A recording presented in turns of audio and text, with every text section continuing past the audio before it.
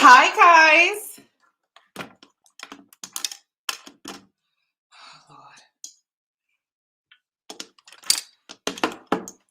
Well, we have to wait 5 minutes again, because if not, YouTube gonna definitely flag this video.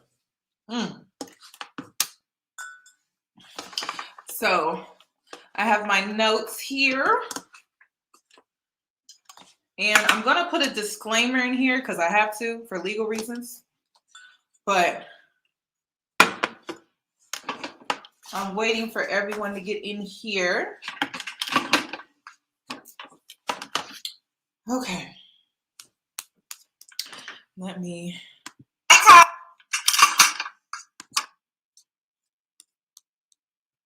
Also, if you're entering, please give the video a thumbs up. Please, please, please, please, please. And thank you. I would really appreciate it. And if you don't, I mean, you don't have to, but I mean, I would appreciate it if you did, though. Okay. Thank you. This is actually a dress. You know, I've been in the gym lately. I mean, don't mind me, honey. Don't mind me. Don't mind me. People have been saying that I'm glowing as of lately. I would say it's because of this man that I'm talking to currently, but nope. It's me taking care of myself. It sure is. So I've been working out. I've been going through a slight depression. So I don't know if anyone can relate, but with every gym session, I just feel better. Like, I just feel really good. So I don't know who needs to hear that. I know, like, getting to the gym is hard. It's so hard because you don't want to go, right? Like, I don't want to go either.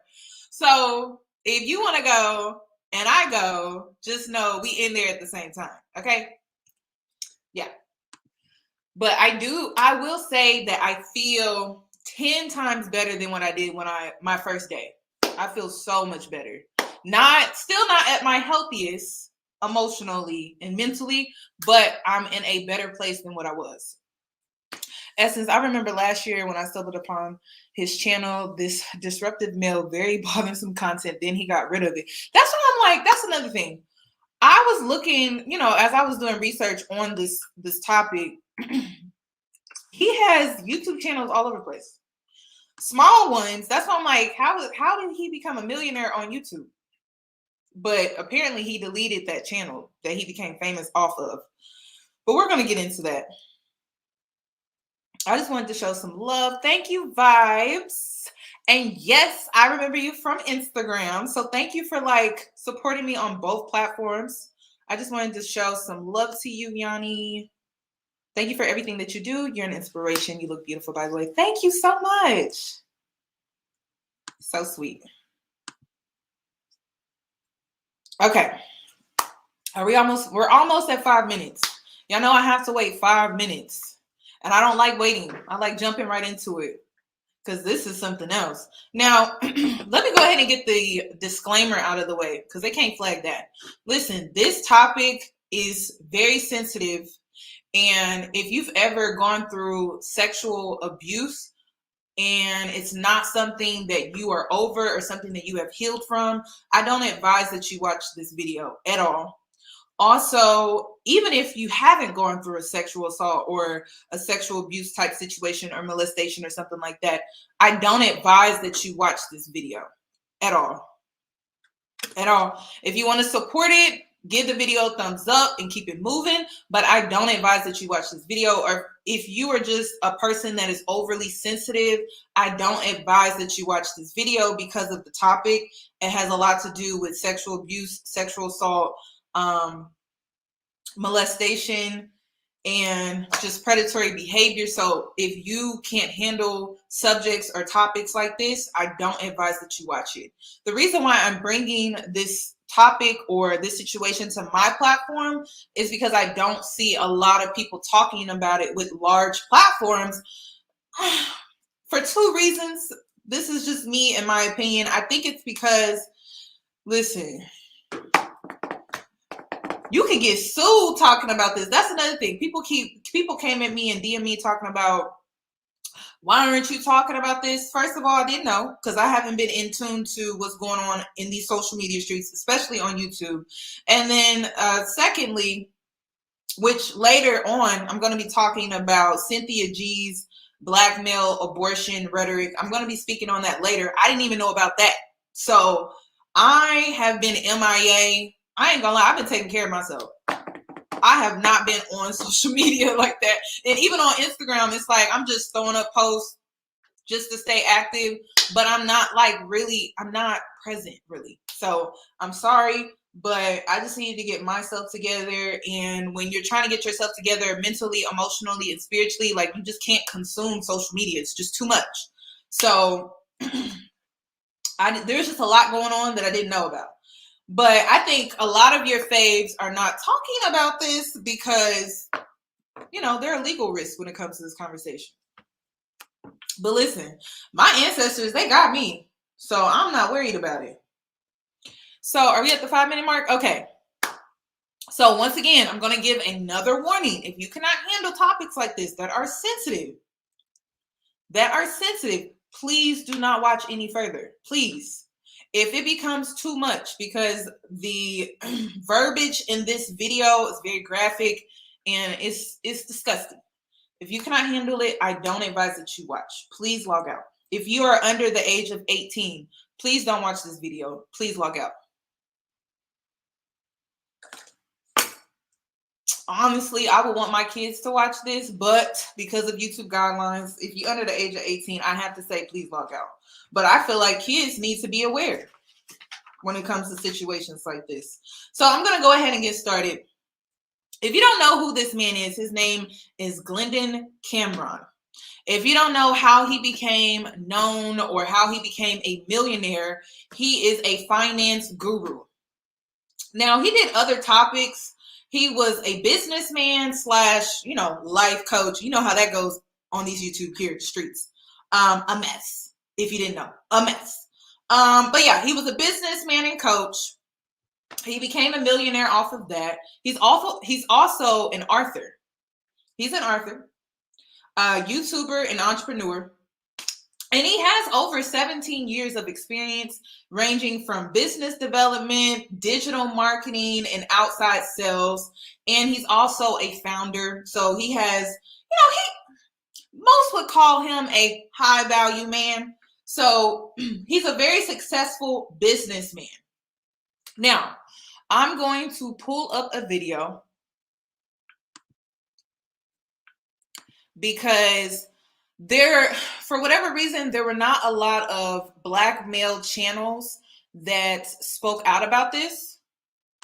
I'm not surprised though. I mean, these are the type of men that they support. These are the type of men that they show love to, that they are, some would say they look up to, some are mentored by. So of course they didn't want to speak out against this man, but there were some men that did, and I have to shout them out because these are the type of men that I have a lot of respect for because they have integrity. They know when to hold somebody else accountable or at least call them out on their BS. So I'm going to be shouting them out. One of those men by the name of Anton Daniels, me and him did a panel together on the Lapeef Network YouTube channel. And I always got good energy from him. I like him. I know y'all didn't like him too much, but I actually liked him. He's married. He's married to a black woman. He takes care of his business. He's creating generational wealth. He's respectful. I mean, he's a man of integrity. I mean, I don't know what else we could ask for at this point in a man, but he is married, you guys. So I wanted to shout him out. And then I also wanted to shout out, hopefully I'm saying his name or their name right, Ab and Preach. They were another YouTube channel that are a part of the manosphere, whatever you want to call it. that called this situation out as well, or highlighted the situation, because unfortunately this man, he goes around and he's creating all of these new YouTube channels, and I guess my schedule this afternoon, ladies and gentlemen, because from the looks of it, he's trying to get his views up, he's trying to get his subscribers up, and so he's back clout chasing as if all of this is new to him as a YouTuber. So I wanted to shout out, and then also the lead attorney. I was watching his YouTube video or his YouTube videos, and he brought on Glendon Cameron to, you know, give his side of things, or to explain himself and things like that. So I just wanted to shout them out. Taz the Goat, or Taz Goat exclusive. So he did a live as well. Okay. I don't know if I'm subscribed to his channel. But yeah, I appreciate these men that spoke out about the situation, because there weren't that many that did. And we need to at least, I'm not saying praise, but at least acknowledge and show some form of appreciation to men who do, because there are a lot of men that don't. So I have a lot of respect for the men that did speak out and talk about this on their platform, because they didn't have to. So let's go ahead and get started. And yes, I am using clips from Anton Daniels' YouTube channel, because he kind of broke this down a little further, gave us a little introduction. So I'm going to be sharing his YouTube channel as well. So I just wanted to shout them out. Where? Oh, here it is. So I actually learned all about this situation when I was watching Anton's video right here. Okay.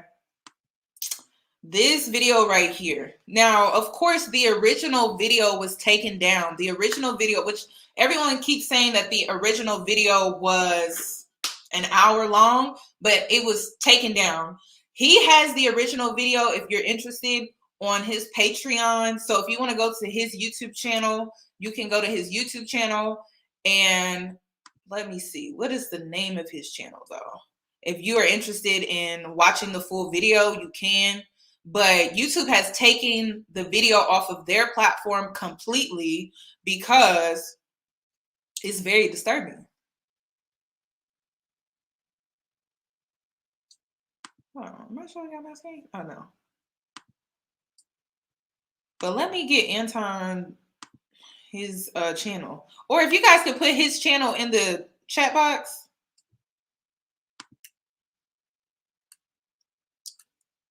Because I'm trying to find, what is his YouTube channel?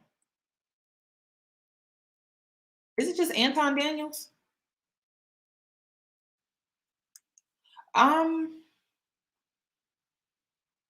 I think he has multiple channels, you guys. If you just put in Anton Daniels, you'll see.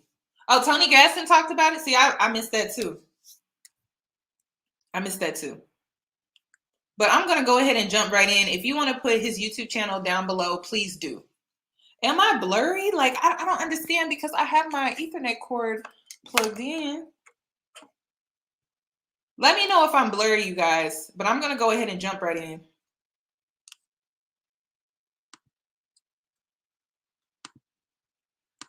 Because I don't take things like this lightly. Even a little bit. I don't take things like this lightly, ladies and gentlemen.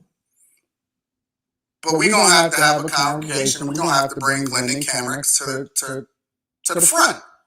We do. We got to bring him to the front, y'all. It is what it is. Listen, I was on the Lapeef Let's Talk show last night. And let me make sure everything is right. I was on the Lapeef Let's Talk show last night. And we live streamed to like 2, 3 in the morning. We wound up kicking it and staying on with the crew, all of that other type of stuff. So we was doing what we was doing. We were doing what we were doing last night. All right, it was a good show. It was a phenomenal show. Between the Lapeef Network and Anton Daniels, we are killing everything. Everything. All right, so let's just get straight into it, because I was praying this morning and I said, God, Bless this to be an awesome day. And God said, nah, I got other plans for you, Anton. I need you to do my work. Now, I've been telling you guys for an extended period of time how important it is for y'all to vet people and have good character on your way up. Just because you have a lot of money, that does not make you a good person. I'm going to say it one more time for y'all. It's important for y'all to understand this. Just because you have a lot of money does not mean that you are a good person. I don't do business with everybody, and I have to be very careful about the people that I bring on my platform, the people that I rock with, the people that I hold down, what it is that I say. And one of the reasons why it's important for me to have this conversation with you guys is because A, I need to illustrate a point.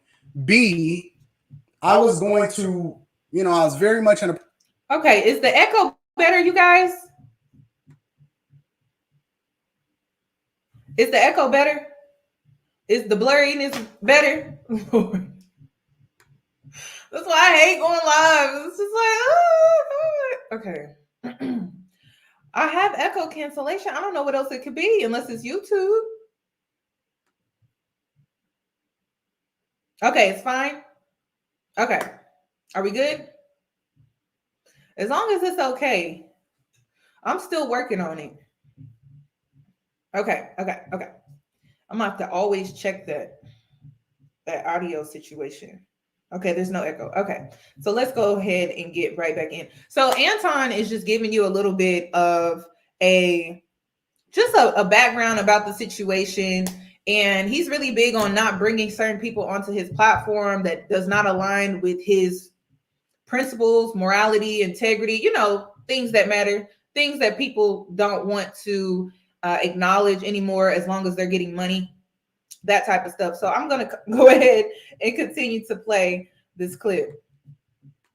Process of reaching out to Glendon Cameron because I wanted him to come on my platform and pour into my Patreon members to help them to understand how to level up. But if anybody is a part of my Patreon, you guys already know that you got to get the character along with the work. You can't just get the money. I'm not just going to teach you how to run your businesses, how to become content creators, but I need you not to be scumbags. Y'all can't be scumbags on your way up. So what you see here, ladies and gentlemen, is our resident uncle and a person that has been giving us game with regard to how it is that we're supposed to move in this money game. All right, resident uncle. The title of this video is called "I Could Have Been a Predator, That R. Kelly Energy is Different and All Consuming." I could have been a predator. That R. Kelly energy is different and all consuming. All consuming. Shout out to the super chat. Shout out to the Cash App. Shout out to the Patreon members. It's different over here. So if you are not familiar with Glendon Cameron runs several channels called Savage Finance. He got a few other channels and things like that. But apparently Glendon Cameron decided that he wanted to start having conversations about his sexual exploits, right? Millionaire. He has a Porsche like me. You can see the red interior. Let me move some stuff around. I want to make sure that we all clear today. Glendon Cameron, ladies and gentlemen, is one of our favorite uncles on the internet. And he's regularly poured into people and gave them that reality check. He shouted out me. I've done a video about Glendon Cameron saying that I don't argue with millionaires. Hold on. Thank you, Essence. I really do appreciate the $2. And I'm going to have to check that out. I'm going to continue, though. I got to get comfortable. I'm sorry. Give me a second. All right. So this video is so triggering. This is a pretty lengthy video. And we're going to explore it. Let me put on my headphones so I can hear it clearly also. We're going to explore it. Cut my phone off. And this is Glendon Cameron himself telling you exactly what it is that he thinks about the whole R. Kelly thing and then his own personal experience as it relates to it. Now, I want to warn you guys before you get into this video. Let me warn you guys. Before we get into this video, I'm warning you that it's incredibly graphic. The things that he's saying and describing and that he's going to be talking about in this video is incredibly graphic. If you cannot handle it, if you have kids around you, if you have people that do not or cannot hear this type of stuff or can't take it, if you're not built for this type of stuff, click off now. Now is your opportunity to walk away. Please.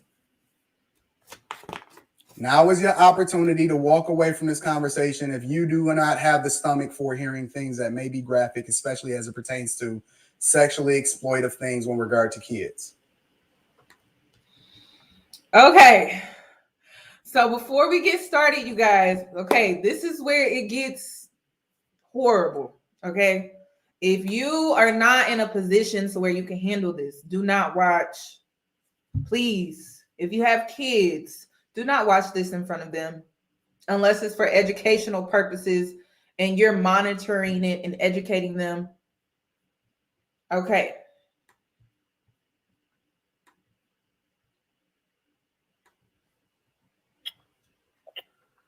What's going on, gentlemen? Now, I want to stop him right there. I know y'all like, wait, that's too much. Wait. He said, what did he say? He's speaking to whom? Not women. He's speaking to men. He said, hello, gentlemen. So he's not talking to women at all. He's talking to men. I just wanted to point that out. He's talking to men. He's not talking to women. He's talking to the youth, young men, just men in general. He's talking to men. Tonight is a moment for self-reflection. Matter of fact, let's Predators. shed a little light on this subject. I could have been a predator. And I am a little sympathetic to R. Kelly. I know that sounds really, really crazy, but hear me out. I guess I need to start with what I've done. When I was doing my Craigslist protocols hot and heavy, I would get a ton of high school girls answering my ads. And typically I ignored them because even though I have a similar appetite to R. Kelly, I like young women, but I don't like children. But this is how a child tricked me. Typically, they would be young. There would be lots of signs that this girl was very, very young. And I would just ignore them. Then this one girl, she answered the ad. We started to talk, and she was an exceptionally mature 17-year-old. Let me say this again. This chick was 17. Her conversation was different. She actually was a hairdresser, and she answered my ad, and I fucked her. And oh my God, she had these amazingly firm double D titties. That should have been my clue, because when she would lay on her back, they would stand up, and they were not fake titties. That should have been my clue. But, you know, I was caught up in the delicious pussy, and she did everything I wanted her to do. Okay, let me stop him right there. Susan, I agree with you on that one. I agree. But he's grooming. First of all, it's the fact that he's grooming young men who could potentially be lost, looking for a father figure to think like him. So, of course, he may be speaking to predators that can relate to him as well, but he's also trying to recruit men to think like him, which is predatory, even though in his mind, he doesn't think like that. So I honestly would love for a psychiatrist or someone to analyze his way of thinking. We all know it's predatory, but the way that he's speaking in this video is almost like he's trying to recruit other men to think like him. So this goes both ways. Like, everyone wants to focus on how you know, he's being a predatory towards women in this video, but also to the men as well, because he's trying to recruit them to think like him. So got to be careful with that. You got to be careful about, because this goes for little boys too. You have to be careful about who you allow to speak to your children, even if it's just for advice, mentoring, coaching, whatever it could be. Like, you have to make sure you're not just allowing any and everybody in your child's ear, because they would have them thinking that this type of behavior is okay. Right. You guys, this is just the beginning. It's way worse. This is just the beginning. Then one of the things that I would do is I would do social media search on all my chicks, just out of curiosity. So I'm like doing my social media search, and I find her Facebook page, and I see her with her high school friends. And I'm like, oh shit. So I call her up and I ask her, because, you know, she told me she was 21. That's what she told me. And I was like, serious question. And at this time, I had fucked this chick 10, 15 times. And you cannot unfuck a chick. You can't unfuck her. And I was like, I need you to tell me something. How old are you? And then she got very silent, and she said, I'll be 18 in 4 months. Then she also said, the age of consent in Georgia is 16, so you're good. And I'm like, so she comes over and we have this conversation, because she was everything that I liked. I like women who 5'3". She was 5'2". She had huge titties, little waist, fat ass, pretty toes. She was my prototype, even though she was extremely young. And you know what I kept doing? I kept fucking her. Thank you. Thank you. I kept fucking her because I was like, at this point, I had fucked her 15 times. And it was just like, the crime was done. So I just kept fucking her from she was 17 to 22. And R. Kelly and I are similar, but we're very different, because I have safeguards. I know when I'm getting out of control. And I kind of ran analysis on this. And she was older. Her parents weren't breathing down her neck. And this is how a lot of young girls end up with older dudes. Their parents are not heavily involved in their lives, where they have the time and the freedom to get away with this stuff. I'm going to stop them right there. Where are my spiritual people at? Have you guys been noticing how people are getting exposed more and more by the day? I talked about this last year. I said there's going to be a lot of people in high places with high statuses, with lots of money being exposed. He decided to expose himself. And now it's the public's opinion of what they think of him. I don't know why. He felt so comfortable to do so. But I'm bringing this situation to my platform because, you know, everyone loves to make these comments about, oh, just get you a high value man. Just get you a high value man. That's all you have to worry about. Stop dealing with the Pookies and the Rays. All Dusties don't just wear oversized t-shirts and sag their pants. All Dusties are not black either. That's another thing when it comes to this conversation. I talked about my past. I was sexually assaulted by a black man and a white one. So we can't just be like, oh, it's just black men. No, a predator is a predator. A predator is a predator. And it's naive to put things past someone just because of their race.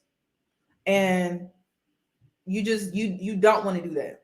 So a lot of these people are getting exposed. I'm not surprised. I don't know why he decided to expose himself. Maybe he felt comfortable with the climate of how the world is today, but he decided to expose himself. Okay.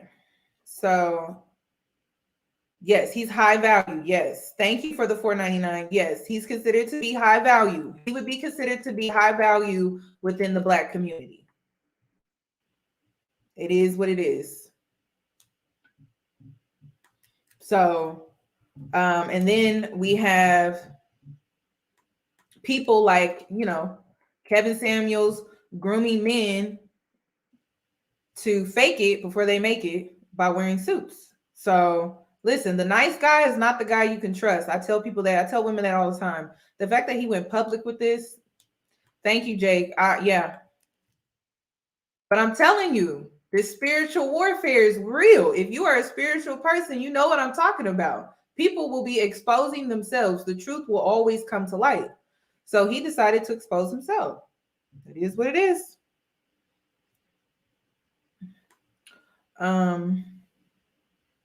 The fact that he literally is stating that he goes after vulnerable women without an adult in their life is so telling, which I'm going to touch on here. Well, I'm going to touch on it right now. Parents, the ones that give their kids iPads and tell them to go off and do their own thing. Listen, you got predators out here preying on children like yours because you're not present. You're not active. To the fathers that are on here, when you're not present, when you're not active, your child becomes a target. Your child becomes a target. So when you decide to abandon your offspring, please understand what you're really doing. You think, oh, they'll be fine. Their mom is going to take care of them. They're instantly a target when you are not there. When you are not present, physically there, they're instantly a target. Hold on, did I? Wait, I already read that. Oh, wait. Okay. It's giving in a groomer, and I'm a weirdo who can't get anyone that's really grown, right? That's really grown. My money doesn't make you not a dusty. Yeah, money does not make a man not a dusty. For sure. Hold on, I'm missing a comment. I know I'm missing a comment. Thank you, empath with an attitude. Yes. Hold on, let me go back up to the top. Okay. And I have one more after this. He talked like a person who is in a cult who believes that they are protected from any recourse. An FBI profiler should do a profile on him. I definitely listen. I'm going to get into what I really think about the whole situation, but we're just watching this through as if this is the first time we're seeing it. And then also I'm going to allow him to defend himself because legally I have to. I'm like, did I miss a super chat? Okay, someone donated $15, girl, and I'm trying to find you, but it's like I can't find you. Hold on. Oh, she said, love your content. You are a breath of fresh air. Keep up the great work. Thank you, TD. I don't know why I can't pull up your comment. This whole time I was looking like, where is this at? Okay. The manosphere are debating the age of consent, discussing sex with 15-year-olds. Listen, it's because they don't want to put in actual work with women that have standards and boundaries and that are not naive. That's what this is all about, which I'm going to get into later as well. They do not want a woman that holds them accountable as an adult. A young girl, a 15-year-old is not going to know how to hold a grown man accountable. Like, come on. That's what this is about. That is what this is about. No accountability, no responsibility. They want to be kids. They want to be boys. They don't want to be men. That's why they want to deal with a 15-year-old. The tower keeps coming up in my cards. Reckoning. Yeah, the reckoning is happening. The reckoning is happening. So let's go ahead. Keep going. And her parents didn't check her. She'd go out, she'd spend the night out. Her parents were like, she came home alive. Cool. Her parents were not on her. So I didn't have to worry about catching a charge from the parents. And once again, we just kept doing our thing from 17 to 22. I fucked this chick for 5 years. And chick. I ain't ashamed at it at all. She was willing. She wanted it. And here we come to R. Kelly. R. Kelly is being portrayed as a predator, right?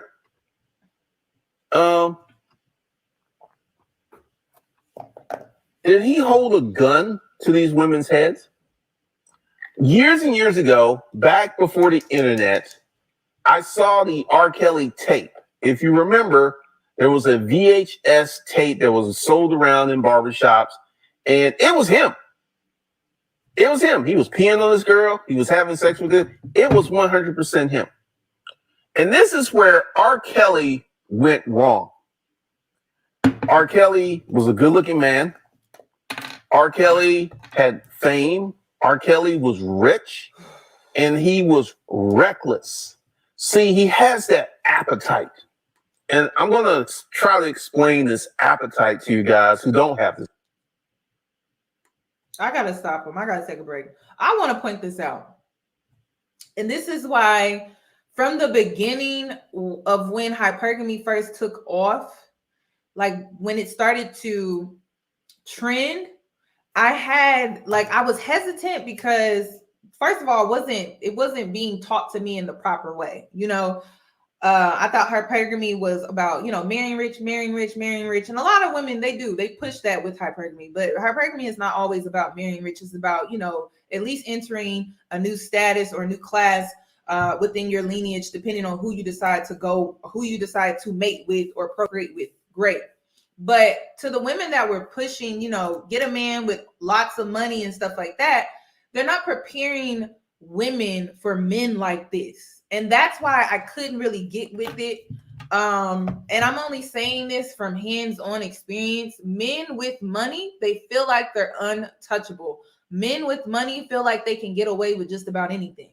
Men with money feel like they can control you, own you.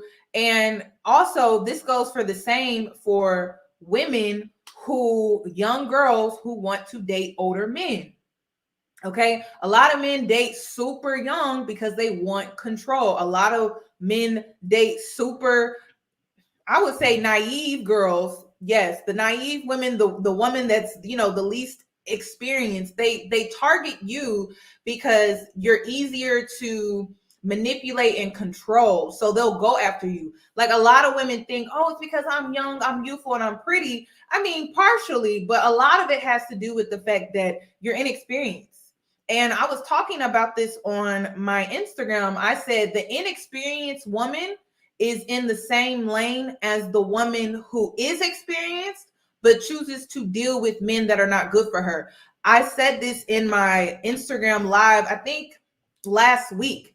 So to the women that feel like, oh, I'm not dealing with men, I'm not dating men, I'm not going to interact with them, I'm not going to socialize with them. Like, you're saying this now, but you need the interaction, you need the experience, not sexually, but socially. So you know what you're dealing with. You know the games that they run. You know what the little mind tricks that they like to throw at you, the manipulation. You need to get out here and socialize with the opposite sex because you need to learn more about them. And I know it sounds crazy, but I think my dad told it to me like this: the more you know about, and I'm not saying that all men are like this. I'm not saying that all men are like this, but the more you know about your enemy, the better. And I'm not saying all men out here are your enemy. I'm saying that some of them are. Men like this, they are. So you need to be out here and you need to start socializing yourself with the opposite sex. Like, it's so important. Safely, but you need to do it. Socially, but you need to do it. I'm not saying sexually, just socially. You need to gain that experience because these are like, I can only highlight and teach so much, but you have to go out into the world, as scary as it is. And you have to put yourself out there so you can gain these experiences. Do not shelter yourself. The more you shelter yourself, the more naive and inexperienced you will be. And I don't care what age you are. I think a good age to start socially would be like 16.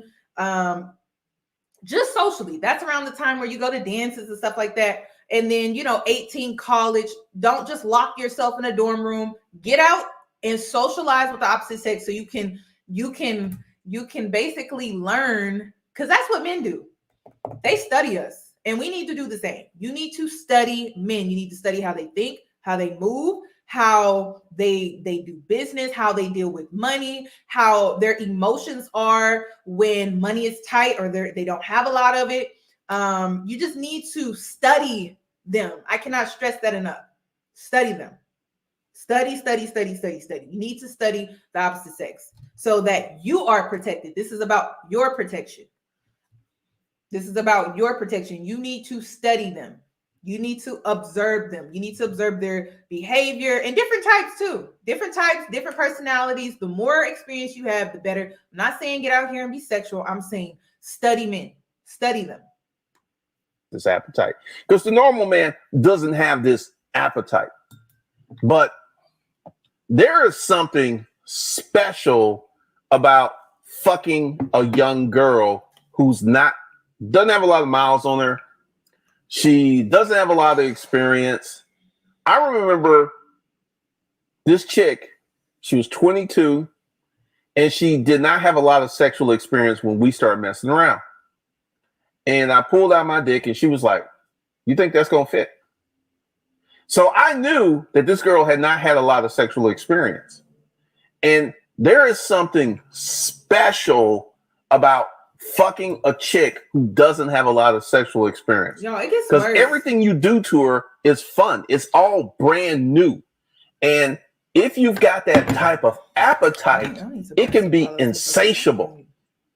Like R. Kelly could have had the baddest adult chicks he wanted. But R. Kelly had that appetite.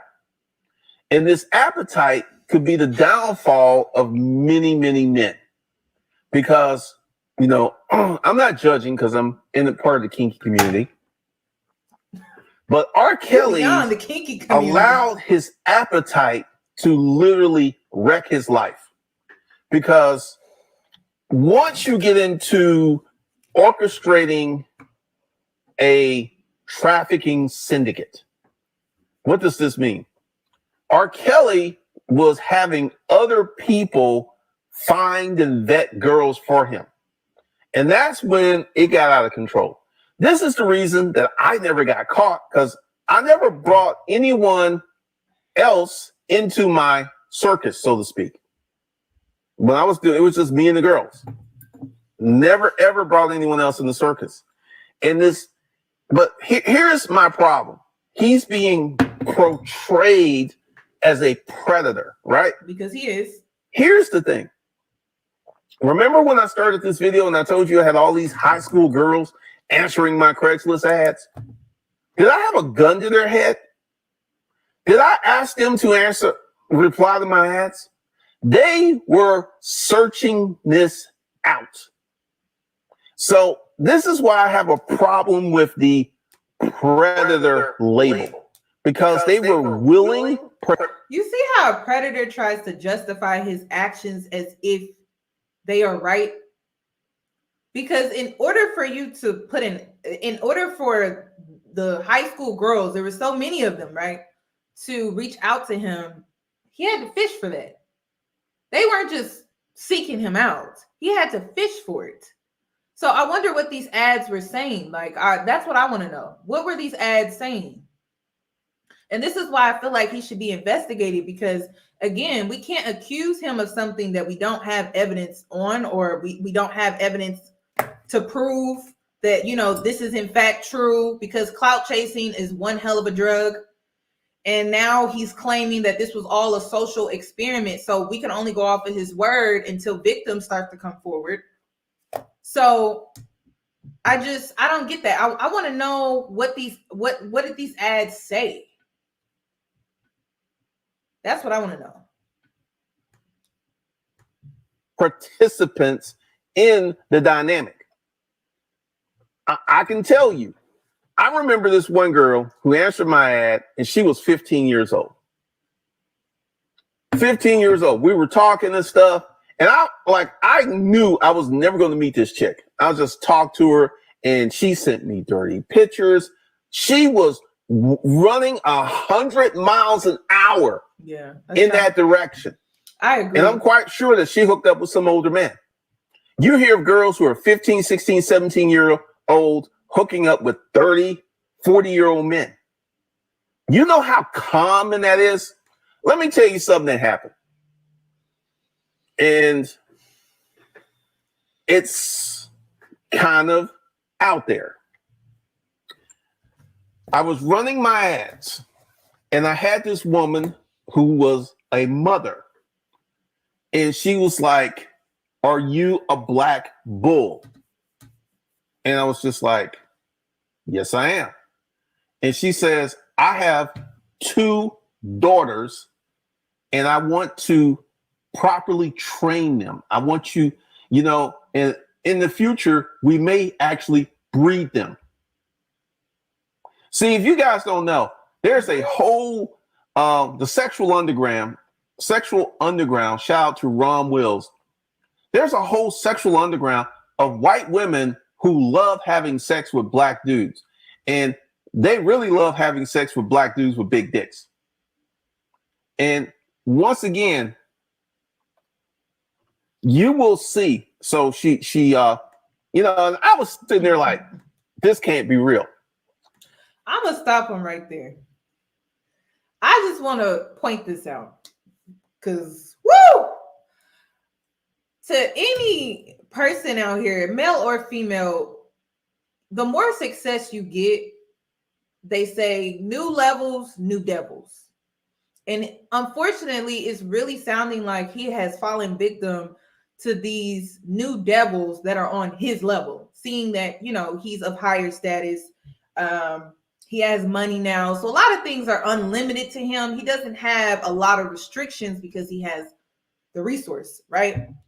So to any successful person out here, please understand that when you climb the ladder of success, they say new levels, new devils. New levels, new devils. And this is why it's so important that you stay grounded. How do you stay grounded? It's about surrounding yourself around certain type of people that hold you accountable, that call you out on the BS. Ones that aren't your yes man. Ones that don't want to tiptoe around you because they're afraid, oh, he probably not going to deal with me if I tell him about himself, but he wrong for that. You have to keep yourself grounded. If you are climbing the ladder of success and say your goal is to be rich like him, please understand, new levels, new devils. Please keep yourself covered because you're going to be exposed to a lot. And that's why we see people that are rich, people, celebs, like celebrities and stuff like that. You see them go off the deep end and you're just like, what in the world is going on? They rich. What do they have? And it's because new levels, new devils. New levels, new devils. That's why you hear some people say, oh, they sold. No, they fighting demons on a level that, do you want to fight? Because I don't. Them demons are different. Them demons are crazy. And basically, that's what we're hearing. He has fallen victim to these devils, these demons that he has encountered with all of this money that he has now. And it's really sad. It's really, really sad.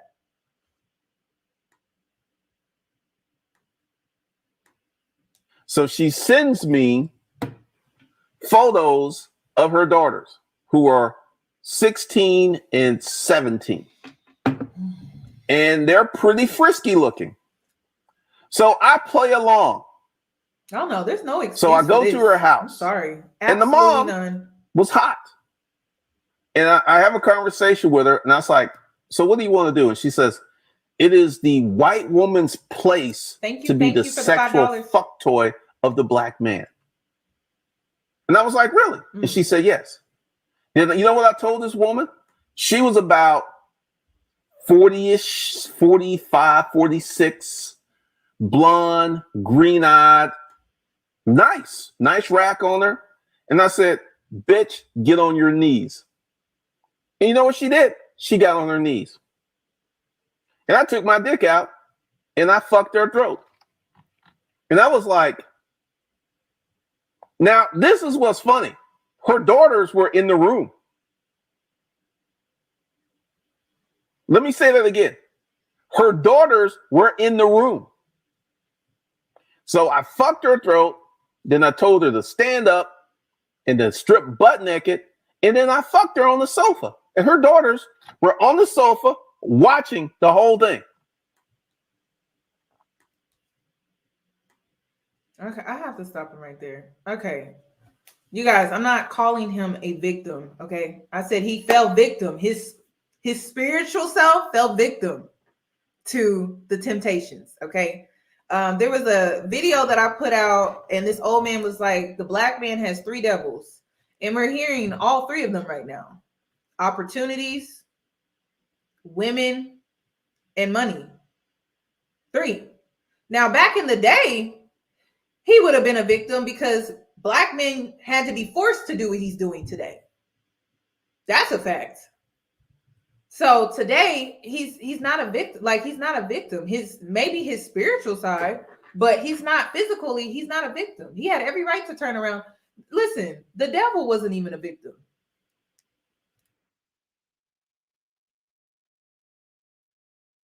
Because at one point the devil was an angel. So we all choose our path in life. We all choose our path in life. So he decided to take this path. Now he's lost. And he's trying to justify his way of thinking. And he's trying to get others on board. So it is what it is. But no, I don't see him as a like y'all hung up on victim. It's spirit. If you're a spiritual person, then you got the message. If you're not, just ignore it. No, he's not an actual victim. But to the ones that understand where I'm coming from, you understand where I'm coming from.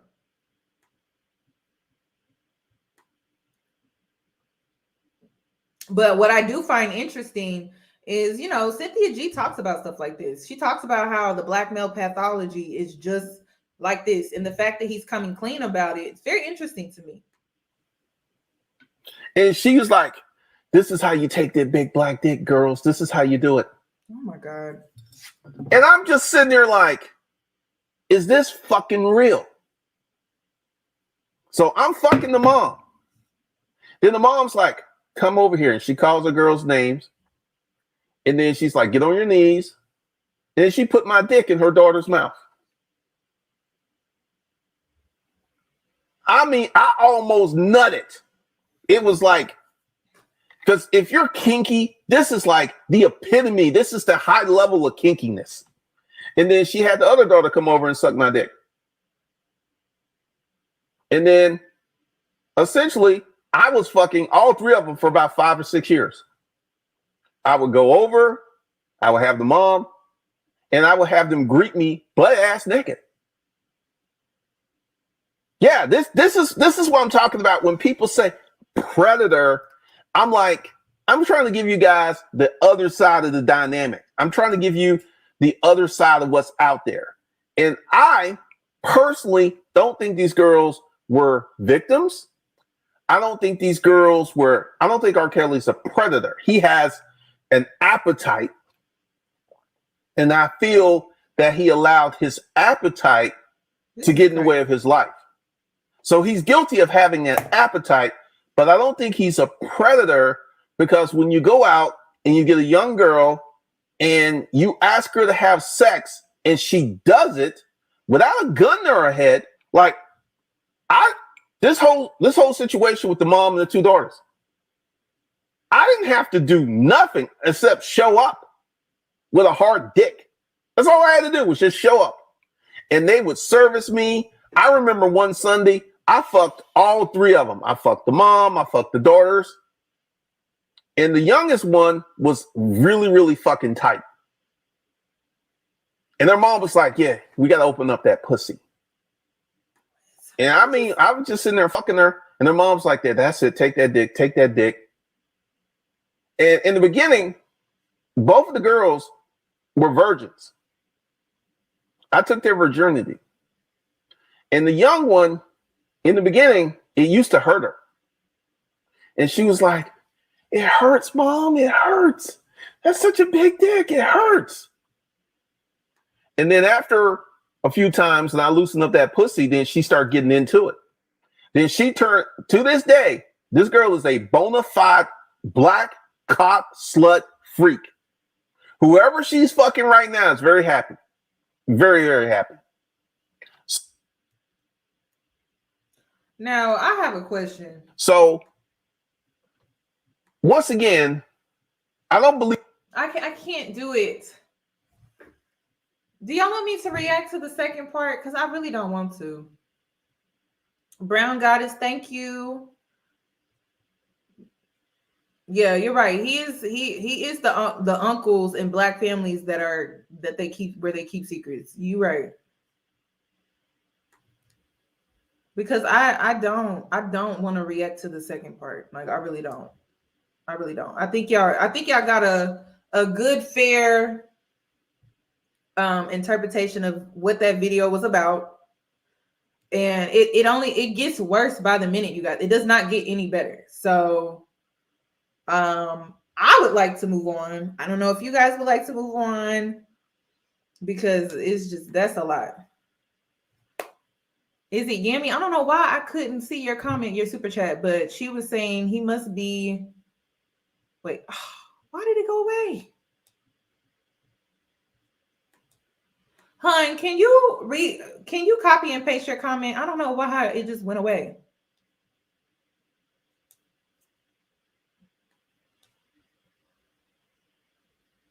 I don't know why it just went away.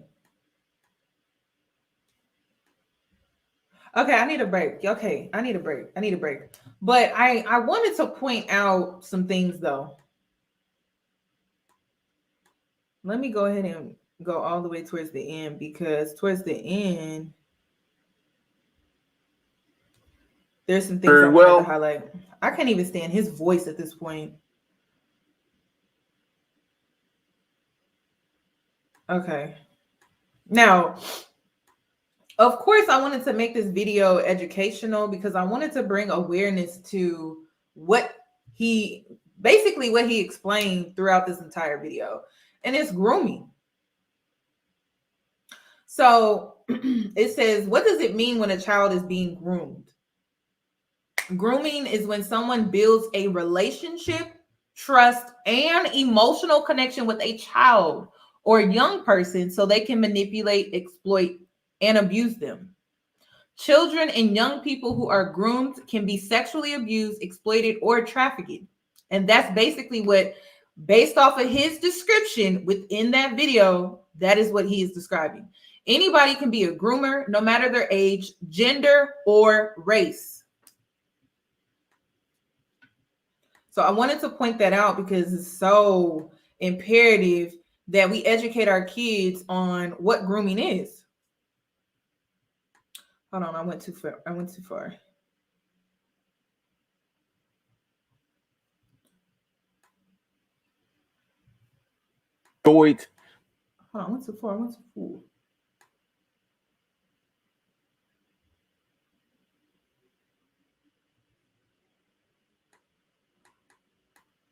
Okay.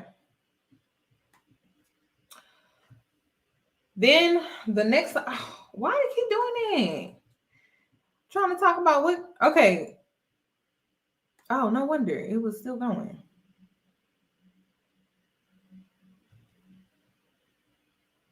Okay. Okay, so sadly, a lot of our music TV is grooming young girls, not just R. Kelly's music and not just this jerk. I agree. Oh my God, Mahogany Pink. Hi. Listen, you guys have to check out her YouTube channel. You have to check out her YouTube channel. Her channel is not getting the love it deserves, okay? Please check it out. Okay, hold on. Okay, so the next I wanted to explain like what is psychological grooming.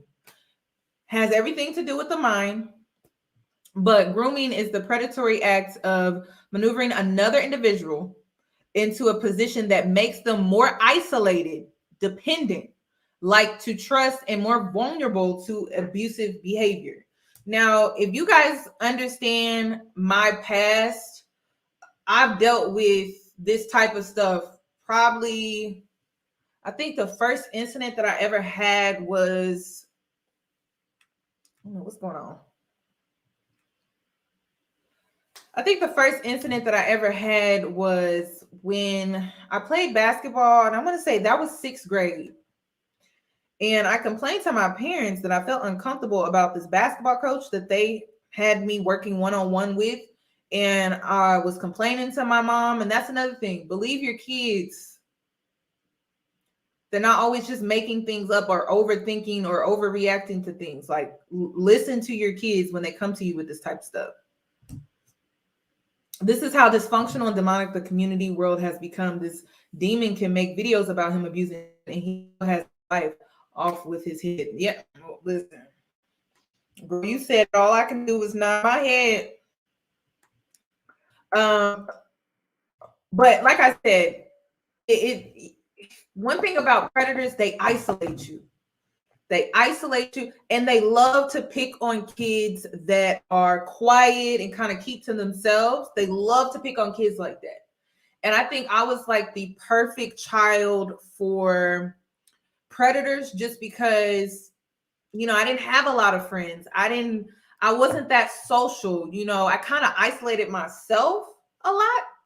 But it wasn't because I didn't know how to socialize or anything like that. I was just the weird girl. Like, I was the outcaster. So I felt like I was an easy target for predators.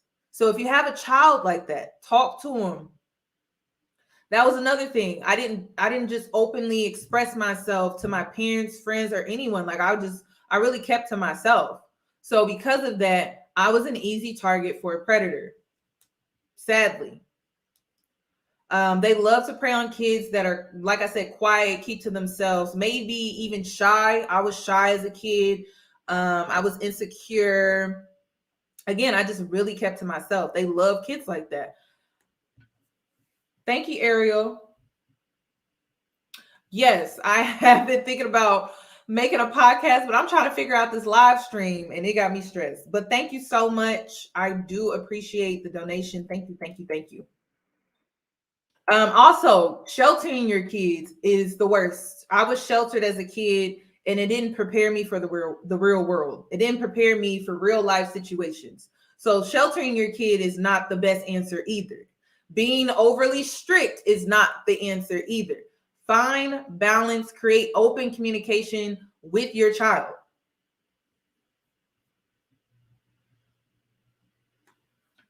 Okay. And don't dismiss them. Hear them out first. That was another issue I had as a kid, because it's like, listen, if you're just gonna dismiss me, I'm not gonna fight. Like, I was the type of kid where if you're just gonna dismiss me, I'm not gonna fight to get my point across. I'm gonna go in my shell and I'm gonna just sink. Like, that's how I was as a kid. Like, I don't like confrontation. So because of that, if I couldn't get my point across without yelling, screaming, and shouting, then I would just go back in my little shell and I just wouldn't talk to nobody. And if there are just kids that walk around like that, so talk to them. It's so crazy how YouTube allowed this demon to spew all his gross encounters with little girls, but take a video down for being anti. Yeah, I can't Vaseline. Yeah, girl, I know. It's getting crazy out here. It is getting crazy out here. Because they flagged my video for the littlest things. And I'm like, that video stayed up for a while, you guys, before YouTube took it down, which that's another point I'm going to make. Okay. I wanted to also point out stages for grooming, because there are stages when it comes to grooming. So first of all, they target the victim, which is basically what he said in this video. He would target the victim. Then he would create a bond. Then he would feel a need. When you have money and resources, you can do that. And then also this access plus separating and isolating a child, that's a huge one. A person can't groom a child if they have strong family ties. Like, that is a huge one. That isolation is so huge, you guys. Thank you, Chrissy. The sick thing is he'll never be held accountable. He's the type where other Black men turn a blind eye to their behavior because he has some coin that's not my business, is what they usually say. And that's why I had to shout out the men that did speak out against him, that did highlight the situation, because honestly, if it wasn't for them, I wouldn't even be able to bring you this video today. So I had to shout them out to show some appreciation for them even speaking on this topic. And then also, abuse begins by normalizing touching and sexualizing the relationship. That's basically what happened to me when I was 11. No, not 11, 6th grade. I had to be like 12, 13, somewhere in there. And my basketball coach would, like, we would be running drills, and he would see how I would react to him rubbing on my thigh, or the inside of my thigh, not the outside, like just rubbing on my thigh. Or he was just very handsy. And I told my mom, I'm like, why is he so, like, I'm like, I've worked with other coaches and I've never felt like this, you know? So I just felt uncomfortable. Also, maintaining control. That's huge. They love to maintain control. And most of these type of people that do this, they have the resources in order to do that.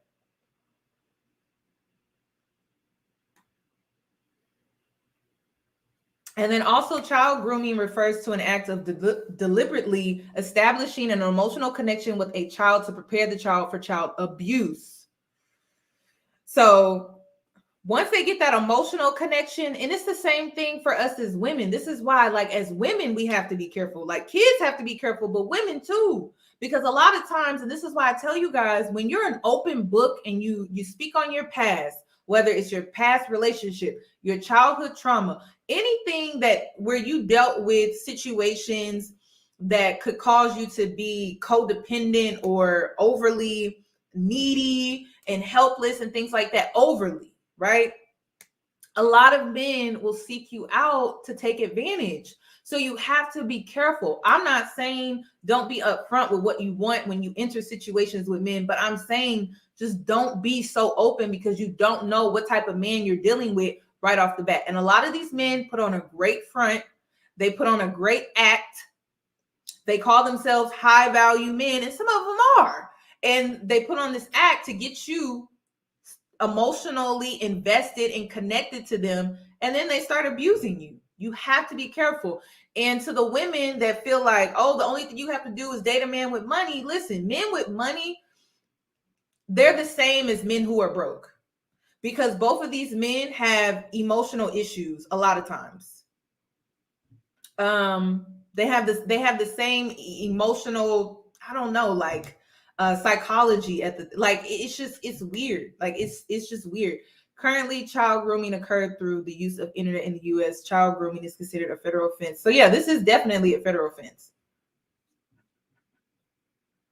I'm not saying that men with money are all the same, or even men that are broke are all the same, but I'm saying the ones that are abusive, they share the same mentality. They are the same. So if you're dealing with a man that's a dusty and he's broke, and you're dealing with a man that is a high earner, but he's still dusty, you're dealing with the same man mentally. It's just one could probably buy you something to eat and the other cannot. Like, you're literally dealing with the same man. This is a realization that I came to on my own. Like, you're dealing with the same man mentally. You are. If he's dusty, he has money, and he's dusty and he's a broke, they share the same mentality. So you have to be careful with that. I'm not saying date broke, but I'm saying sometimes the money, having money, or a man dating a man with money is just not a simple solution sometimes, because you may be encountering the same man, and it's scary to think about. Okay, so I'm going to also play, because I'm done listening to that, y'all. I'm sorry. I want to move on. But I'm gonna bring a clip of him on as well, explaining himself, because I legally have to. I will tell you guys this now. He said that this was a social experiment and he didn't get the reaction that he thought, which, okay, I'm not agreeing with the fact that this was a social experiment. I'm just saying I would have to agree with him on that. Why wasn't there a bigger outrage? That says a lot about the Black community. This was not trending, and it should have been. That video should have been all over the place. and it wasn't. The Shade Room didn't post it. Baller Alert, none of these blogging, tea sipping, none of that actually called this out. There was no real outrage, and that says a lot. That speaks volume when it comes to the Black community. Why is that? Everyone just turned a blind eye to it. I didn't understand that, which says a lot. Says a lot. Okay, I already shouted them out. And the reason is because of this. Let me go ahead and point this out right now. Listen, the white community and other communities in general, they don't play about this type of stuff. Okay, and I'm going to use an example of Jordan Cheyenne. If you don't know who Jordan Cheyenne is, she was the YouTube blogger mom, okay, that was posting, she was vlogging, and she was forcing her child to cry on camera about I don't know if their house pet died or something like that.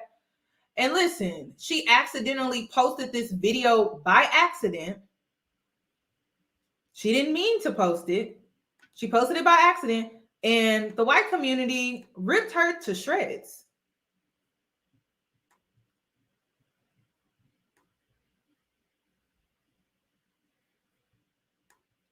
I mean, they tore her a new one. So, and this situation is way more extreme, but I'm gonna share it with you guys. But hopefully y'all remember that.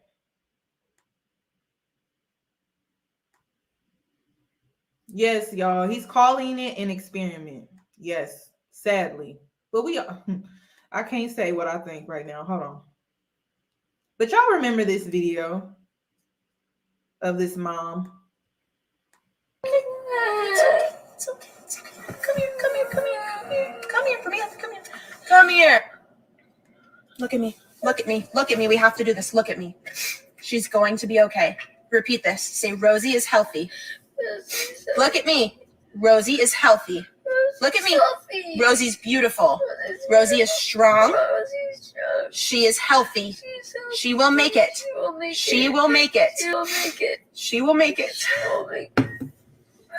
It's crazy. No matter how much you know about positive mindset, law of attraction, it doesn't matter how much you're educated on that. When you're in the moment, it's still so hard to not feel sad. I'm going to let you guys go. I need to go be there for Christian. I just wanted to give you an update because so many of you turned on the countdown reminders for my new video today and you wanted to see our big news. Please pray for her. I know she's going to make it through. She's an amazing, beautiful little girl, and I can't wait for her to bring her home and be part of our family. So if you could pray for us. Just wait for it. I appreciate it. I love you guys. Bye. Come here. Come closer for the video. Come closer. Come closer. Come closer. Put your head right here. Come closer. Closer down. Put your head down here. Act like you're crying really quick. I am crying. Go like this. No, Mom, I'm actually seriously crying. No, I know, but go like this for the video. Go like this. Put one hand up. Go like this. No, go like this. Put your hand like this. But let them see your mouth. Let them see your mouth. Oh, I'm actually crying. Look at me. Look at me. Look at me. Look at me. Look at me. I know. Look at me. Look at me. Look at the camera. Look at the camera.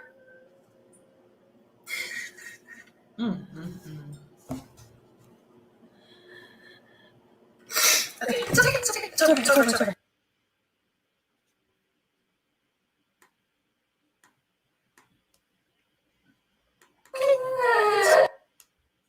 Okay. Now listen.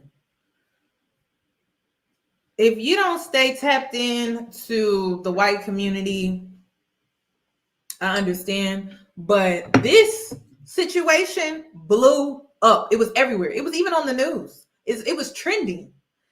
They even took down her YouTube channel. Glendon Cameron's YouTube channel is still up, alive and well and kicking. So I think this says a lot about the Black community. It does. It says a lot. Silence kills, literally, in this situation. So I found that to be interesting. This story was everywhere. It was all over social media. But we all know where this stems from. We all know. Don't bring the black man down. Can't bring the black man down. You're gonna bring the black man down. We got to stop doing that. We can't keep supporting the dysfunction. And I tell women, I tell you guys all this all the time, particularly black women, if you're gonna divest from everything. Everything that does not serve you. And that may include the black community. That may include your own family at this point. So when I saw this situation, I'm like, okay. But then I saw the Glenn and Cameron situation. I'm like, this is way worse than this situation. Why hasn't it gone viral? Why is it not trending? Because this situation with Jordan, Cheyenne, whoever this woman is,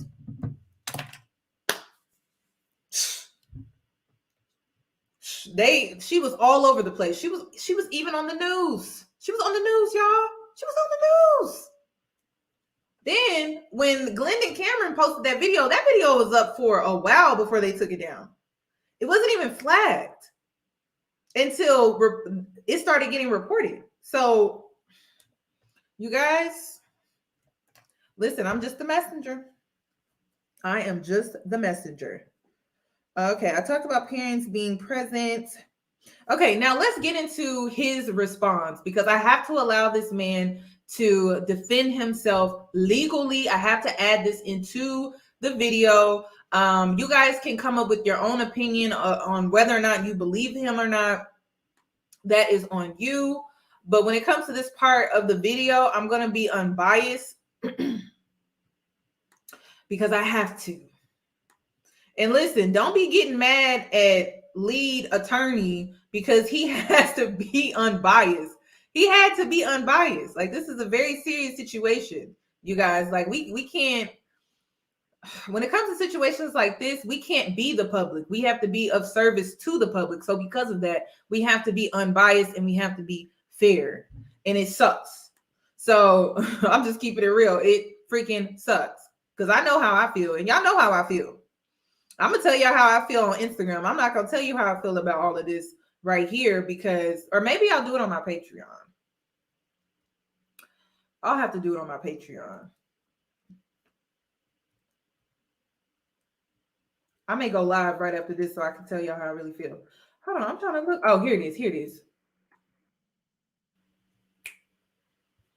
Now,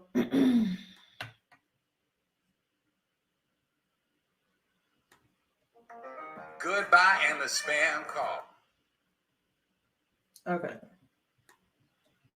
Let me pull this up. Somebody said, okay. Now, I didn't pull this video off the internet because it's too long and plus there are timestamps. So, yeah. Yeah, there's definitely two sides to every story. So, we're trying to get to the truth here. So, y'all saw that part. Y'all heard the details of that video. We made it through. Now, we're going to get to him explaining himself, him defending himself against the rumors, the allegations, and things like that. So let's get into it.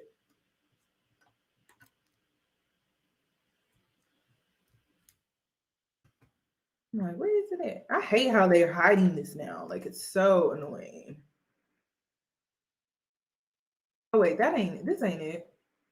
I'm sorry, y'all. Just give me a sec. I thought that was it. That is not it. That is not the video.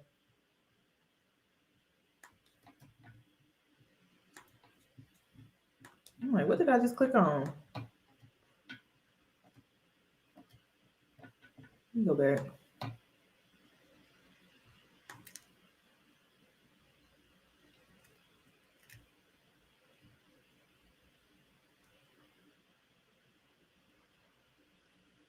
Oh, here we go.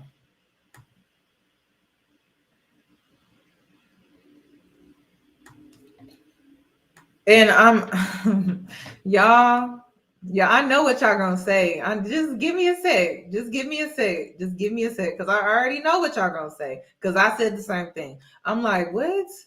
What is going on? Yes, the man has on glasses. The whole time he's wearing these glasses.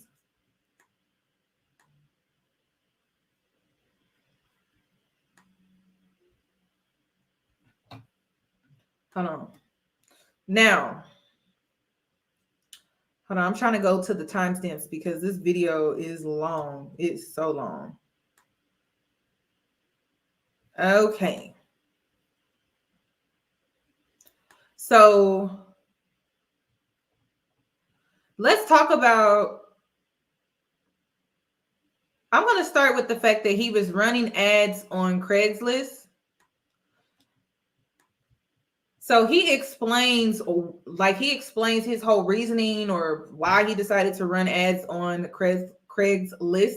So let's go ahead and play this really quick. Make sure I got my volume up. Okay. Craigslist protocols, and I'll explain all that. I used to have a business called the Upscale Garage Sale, and I used to use Craigslist for advertising. And I noticed I would have NBA players, I had really hot chicks coming in for my Craigslist ads.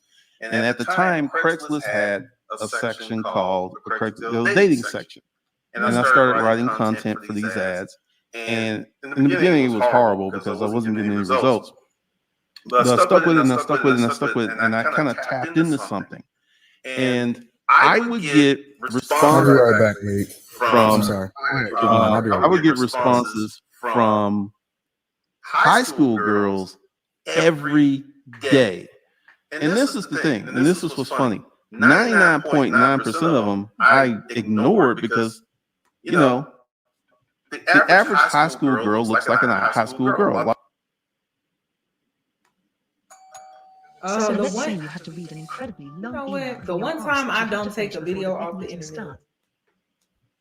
A lot of them are not developed. A lot of them don't look like women. So I had no interest in them. Let me just jump in right quick. What was the text of these ads? What did they say? Is the echo better, you guys? I don't know why it's echoing. Is it better? This is when, if you know, because you said I'm into some wild shit. This is the BDSM. Mm-hmm. And I kind of toyed around with the content marketing. And what I found was long form ads worked really, really well. Okay. And it was just talking about what I would do, what was on the table, the activities. I'm not going to get explicit on your show, but I spelled out in detail what I would do, what I would not do. And a lot of women started responding, like 10, 15 a day, 7 days a week. And part of that was okay. So was this these were ads for sexual activity? Is that right? Okay. Yes. And was compensation included, or why would women respond to a ad, just a random ad? Great question. Great question. Good question. What I tapped into was the female submission story. There was no competition. There was no compensation. There was no dating. They would strictly just show up in my place and have sex. And this went on for about 10 years. I started tamping it down. Let's say 15 years, but 10 years hard. And then 15 years, I kind of backed away from a lot of that stuff. But that was the gist of it. I mean, it literally changed my life. And I thought the launching of the Lost Kings, because, I started making content about a month ago. And I was like, I have been the target of so many YouTube hate campaigns. And none of them been anything that I've done. And I was like, you know what? I'm going to throw some raw meat out there for the dogs. Because I've seen, I've been reading the comments and stuff. And, people want me buried under the jail. And people want me, I think you did a real good job saying that ain't nothing going to happen to me. Because, number one, this isn't current activity. And number two, when it was happening, it was never illegal. I never had sex with a 15-year-old girl. I never even had sex with a 16-year-old girl. But part of the thing is, I know y'all may disagree with me, but I feel that the social media experiment worked really well. And because I'm getting more and more subscribers, I'm having all kind of content creators making crazy videos. Some people can't even pronounce my name. It's wild. And I feel that this is probably going to die down because I was thinking this is going to go on to the end of October, but I don't think it's going to go on that long. I don't really think it's going to go on that long. I didn't understand. What's the experiment part? Yeah, Anton, why don't you give us kind of your initial view on this, your initial take? I will answer the experiment was the actual video. YouTubers are known for faking stuff and putting out stuff that isn't real. This has been YouTube since YouTube started. So I went ahead and I put up a video that was talking about some very saucy stuff, and it started performing, and then I feel that your video helped propel it. The video isn't going to go viral. I already can tell that. It's at like 5,400 views. And part of it is to set the brand and to build a community the way that I want to build a community. I don't want weak, let me say it. I want people who will be committed to personal change. And if I can put up a video like that and I can get subscribers, I'm getting the right kind of subscribers. I'm getting the right kind of people that I want. And what? About a day after I put it up, I was like, Anton's going to make a live stream of this. And you sure did. I knew that. So you capping so hard. You capping so hard, bro. Love you did Anton. not play chess and thinking that I was going to make a video of you. All right, Lee. So this is really what's going on. Okay. You know, and I'm glad that he right here because you know me, I like to say stuff straight to people's face. The thing that really happened was he was clout chasing, number one, right? He been clout chasing since the very, very beginning of me even noticing who he is. He's tagging me in videos. I tagged you in one video. I tagged you in one video. He's tagging me in videos. He's reaching out or whatever because I'm hot. I'm hotter than fish grease, and it just is what it is. And everybody know I'm hot, right? So he's tagging me in videos. I did not reach out. I didn't interrupt you at one time. Yeah. I didn't interrupt you one time. Yeah. I want to reach through the screen and just grab that ugly, stupid big lips that he got. But I ain't interrupting one time, bro. You're right. You're right that you didn't interrupt him. So he didn't interrupt you, Glendon. So let him talk. And then you can. I'm going to give you a chance to respond, of course, right? But yeah, go ahead, Anton. So he tagging me in videos. Definitely. I don't even know who this guy is, not even a little bit. All right, I don't even know how he know me. I've been on YouTube for over 8 years. Apparently, he's been on for even longer. Cool, whatever. He in his section, I'm in my section, right? So he tagging me in videos. So as usual, when people tag me in videos, I go and see what it is that they're talking about. I don't disagree with what he's saying from a business perspective, right? He doing reactions. Cool. I don't care. We all content creators. We all rock out. It is what it is, right? So then I do some research and I don't necessarily agree with the way in which he go about living his life, but I didn't see anything crazy. And so my thing was I made a reaction video actually bigging him up saying that, yo, I actually agree with him from a business perspective. And I don't argue with millionaires, right? He's a millionaire. I take his word for it, whatever. And I didn't do extensive research, but clearly he knows business, right? I'm objective in that. I'm able to separate the person from the content. You know what I'm saying? The sin from the sinner, whatever, figuratively speaking. So I'm like, okay, cool. He dope. You know what I'm saying? He knows what he's talking about from a business perspective. I actually align with some of the things that he's saying. It is what it is, right? And I said, okay, so I'm gonna reach out to this guy because he had actually did some more reaction, or he mentioned me in some other stuff. He replied to the video where I got my corporate executive position and all of that other type of stuff, right? And so I said, okay, well, I'm gonna reach out to him. But something just kept coming up every single time I went to go reach out to him. So, and this is the God's honest truth. So I'm praying, 2 days ago, something like that. I get up, I tell people what my routine is. I get up, I pray, meditate, talk to God, whatever, so on and so forth. And I go to reach out to him and I look in my inbox and I see a thing with a message that says Glendon Cameron at the top of it. And so I'm like, all money ain't good. This must be a representative of his or whatever, but I was just going to reach out to him this morning. And so they sent me the video. And so I could go and check out the video and I see it. And so the thing about it that I'm trying to make sense in my mind is how is it a social media experiment when you in the second video, first of all, it's coming out of your mouth.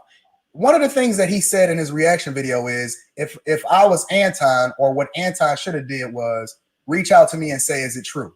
It's coming out of your mouth. If it was somebody that was accusing you of it, or it was an allegation, that's one thing. But if you're the one that's saying it and admitting to it and championing it and going to it in great detail, why wouldn't I assume that you're telling the truth? You see what I'm saying? So that's A. B, why would I even want to clout chase like that? Why would I want that type of attention? With great power comes great responsibility. And if we're supposed to use our platform to empower people, because one of the things and one of the reasons why I was reaching out to him to rock with him is because he was actually helping people from a business perspective. And that's who I align with. If I'm reaching out because you actually pouring into people, right? And he's watched my video. He knows that I rock with character, that I don't do business with everybody. I've always said that I only rock with people based off of I only do business with people based off of having good character along with it. Okay, so next up, the attorney is going to question his social experiment as well. And I want you guys to listen to his response. I've literally divested myself from looking at even race as a factor. It's only based off of good character. He says it out of his own mouth. In his follow-up video, he says it's true. He also admits to receiving pictures from a 15-year-old. Yeah, let's go point by point, because I don't want to overwhelm you, but I see what you're saying. And to Glendon, to be honest, I had questions about the experiment thing too. It seems to me that people run experiments to find out knowledge, right? That's the purpose of an experiment. You have a question and you're trying to find an answer. And so, you run an experiment on gravity, let's say, but once you figure out how gravity works, you kind of move on. None of us need to run experiments on, if you drop a tennis ball, is it going to hit the ground? And so what was weird to me is that you were saying, on the one hand, that you were running experiments to kind of see what would happen. But it seems to me that the knowledge was already there. Now, let's just kind of break it down. You can say, well, I'm running experiments on one of two things, or maybe both. I'm running an experiment on how Anton will react. And I'm running an experiment on what will happen with the algorithm. All right. But let me just finish. I want you to I want to hear your response. If you're running an experiment on how Anton will react, to me that doesn't make sense at all. No. Because everyone knows that based on your first video, Anton's going to flip, right? If you run an experiment on how the lead attorney is going to react, that's a question, right? Or if you run an experiment on how, Edward Anderson is going to react, that's a question.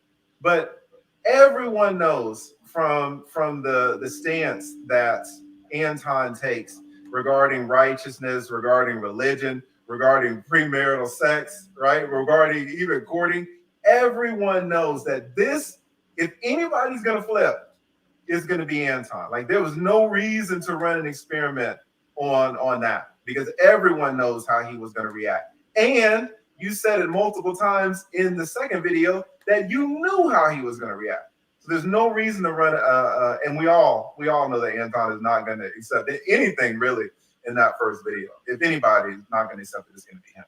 So you say, well, okay, I wasn't running the experiment on Anton because I already knew he was going to flip. I'm running an experiment to see what's going to happen on, how the algorithm is going to react, right? But then again, if I run that experiment, I can run it because I had 1,000 subscribers in January, right? So I've got a few more now, but my trajectory on YouTube has not been that long. There are things that I'm still learning about YouTube. You've been on YouTube, I think you said 12 years. So there is no one who knows more about how your video is going to cause more than you. Like, it's not an experiment if you know what's going to happen at the end of the experiment. You see what I'm saying? So go ahead. Right. First of all, okay, no, I understand. First of all, I did not run an experiment on Anton. That was just like after I dropped the video, I was like, because I was seeing how the moves Anton was making, I was like, he's gonna do a reaction video on that. And there was no experiment with Anton. Okay. You know, that was just part of the mix. And actually, Anton's video elevated that video. And also, this whole thing is like, YouTube is really, really crazy. You can put out a video and you can have an assumption how it's going to perform. But until you put that video out, you don't know how it's going to perform. And like I said, I've had people do 4-hour live streams about me, talking about me. And I was like, you know, I'm going to try something a little risque. I'm going to put it out there and I'm going to see. And the first few days, it really was nothing. I was like, okay, this is going to die. And then it started. Anton did this video. And then a whole. Now listen, I got to stop him right there. Risk come with what? Consequences. You can risk all day. I'm not going to stop you. But they still come with consequences. So this was beyond risque. This was career suicide. This was, I don't really care about my life. I still don't understand the logic though. The logic is not making any sense to me. Because you could have, if he was looking for shock value, which a lot of people nowadays do, your favorite influencers and social media people do, they look for shock value. It's for me, your imagination is not on the same level as us. So he could use this as a social experiment. He could do all it, like he could say all of these things, but it's like your mindset is what we're questioning. Like, why are you even thinking like this? How are you coming up with stories like this? Where are you getting your inspiration from? Where? Like, that doesn't make any sense. Like, I mean, unless, you know, a prime example, what's that man's name that cheated on his wife? Derek Jackson. He was getting his inspiration from the content that he was feeding his audience from his own personal life. Well, his secret life. So I listen, risk come with consequences. So I think he should at least be investigated. I think what he was saying in that video was worthy of investigating. Whether it was true or not, I think it should be looked into. A whole bunch of other people did their videos, and the video is not going to go viral. It's not going to happen. And so well, I YouTube took it down. A static experiment. It's not like super successful because honestly, I thought there was going to be more blowback. I thought there was going to be more anger. I thought there was going to be more people with pitchforks coming after me. And actually, I feel that this is pretty much going to die out by next Friday because that's the way it's trending. Not on my watch. That was one experiment because one of the things I wanted to do. Please like this video, you guys. Is just separate myself from everyone else because there's a lot of male content channels out there. And I forgot about this. My question is, I learned on Let that. me just not to interrupt you, but just to be clear, you're saying that you didn't know what would happen. That's a good question, Algebra. A video as sensational as the video that you released. You've been on YouTube 12 years, but you're saying you didn't know what would happen, or you didn't know if you would get more views?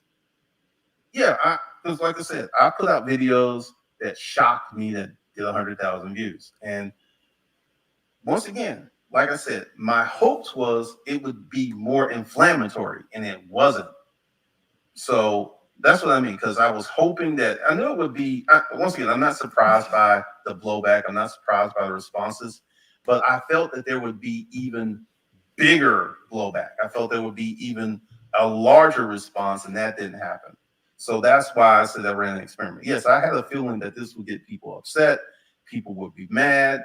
And people, you know, it's polarizing. It's a very polarizing video. But I did not know to what extent it would go. And once again, it's not performing like I thought it would. And this is. But why would you even want to do a video with me if you know who I am? If you know what I stand on, and you know what my morals and my character is, and you know how I move, why would you even be looking to do content with me in the first place? Okay, first of all, I tagged you in one video. I did not reach out to you ever. I've not reached out to you ever. And also, that's a really good question because you have a brand, and your brand is the antithesis of my brand. So there was not going to be any collaboration. I didn't reach out to you. I wasn't planning on reaching out to you. So you've been capping in all of these videos up to this point. You literally kept saying, "Oh, you know what? I got to reach out to Anton. I think we're gonna do something together." Because you said that in multiple videos after you tagged me in the video. I tagged you once, and yes, I did say that. And then later on, I changed my mind and I stopped doing that. Oh my God, bro. Seriously, Glendon. Hold on, Lee. Seriously, Glendon. I mean, are we gonna be real? You know what I'm saying? Are we gonna be 100? You're not gonna say you was looking for clout, because in that video that you tagged me, you didn't just tag me. You tagged the lead attorney. You tagged a whole bunch of people. You was clout chasing. You was looking for more visibility from people that was hot at the time, and you was reaching. Once again, I did tag you. I did tag the lead attorney. I tagged a few other people. And I was like, this ain't really working. And I stopped doing it. Have I tagged you in the video recently? No, I haven't. Now, let me ask you. You just did a whole reaction video on me. Now, listen. I have to keep it real with you guys. We've seen people do the most extreme stuff on YouTube, Instagram, just social media in general in order to go viral. So I think it should be law for anyone to do anything like this or on the same level as something like this. They need to automatically be investigated, because that was another thing. Was I told you guys that I don't want to do stories on girls that claim domestic violence and abuse on social media, but then they don't go and seek legal counsel offline or off social media. I can't help you if you're not taking the legal steps to help yourself. So what it really boils down to in this situation, will the victims come forward? If the victims don't come forward, we have to go off of his word to say that this was an experiment. Do I believe him?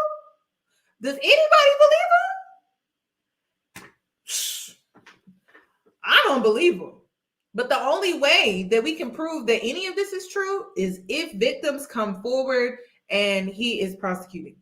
So from the word out of his mouth is that it was an experiment. It's all made up. But again, we can't accuse someone of something and we don't have any evidence.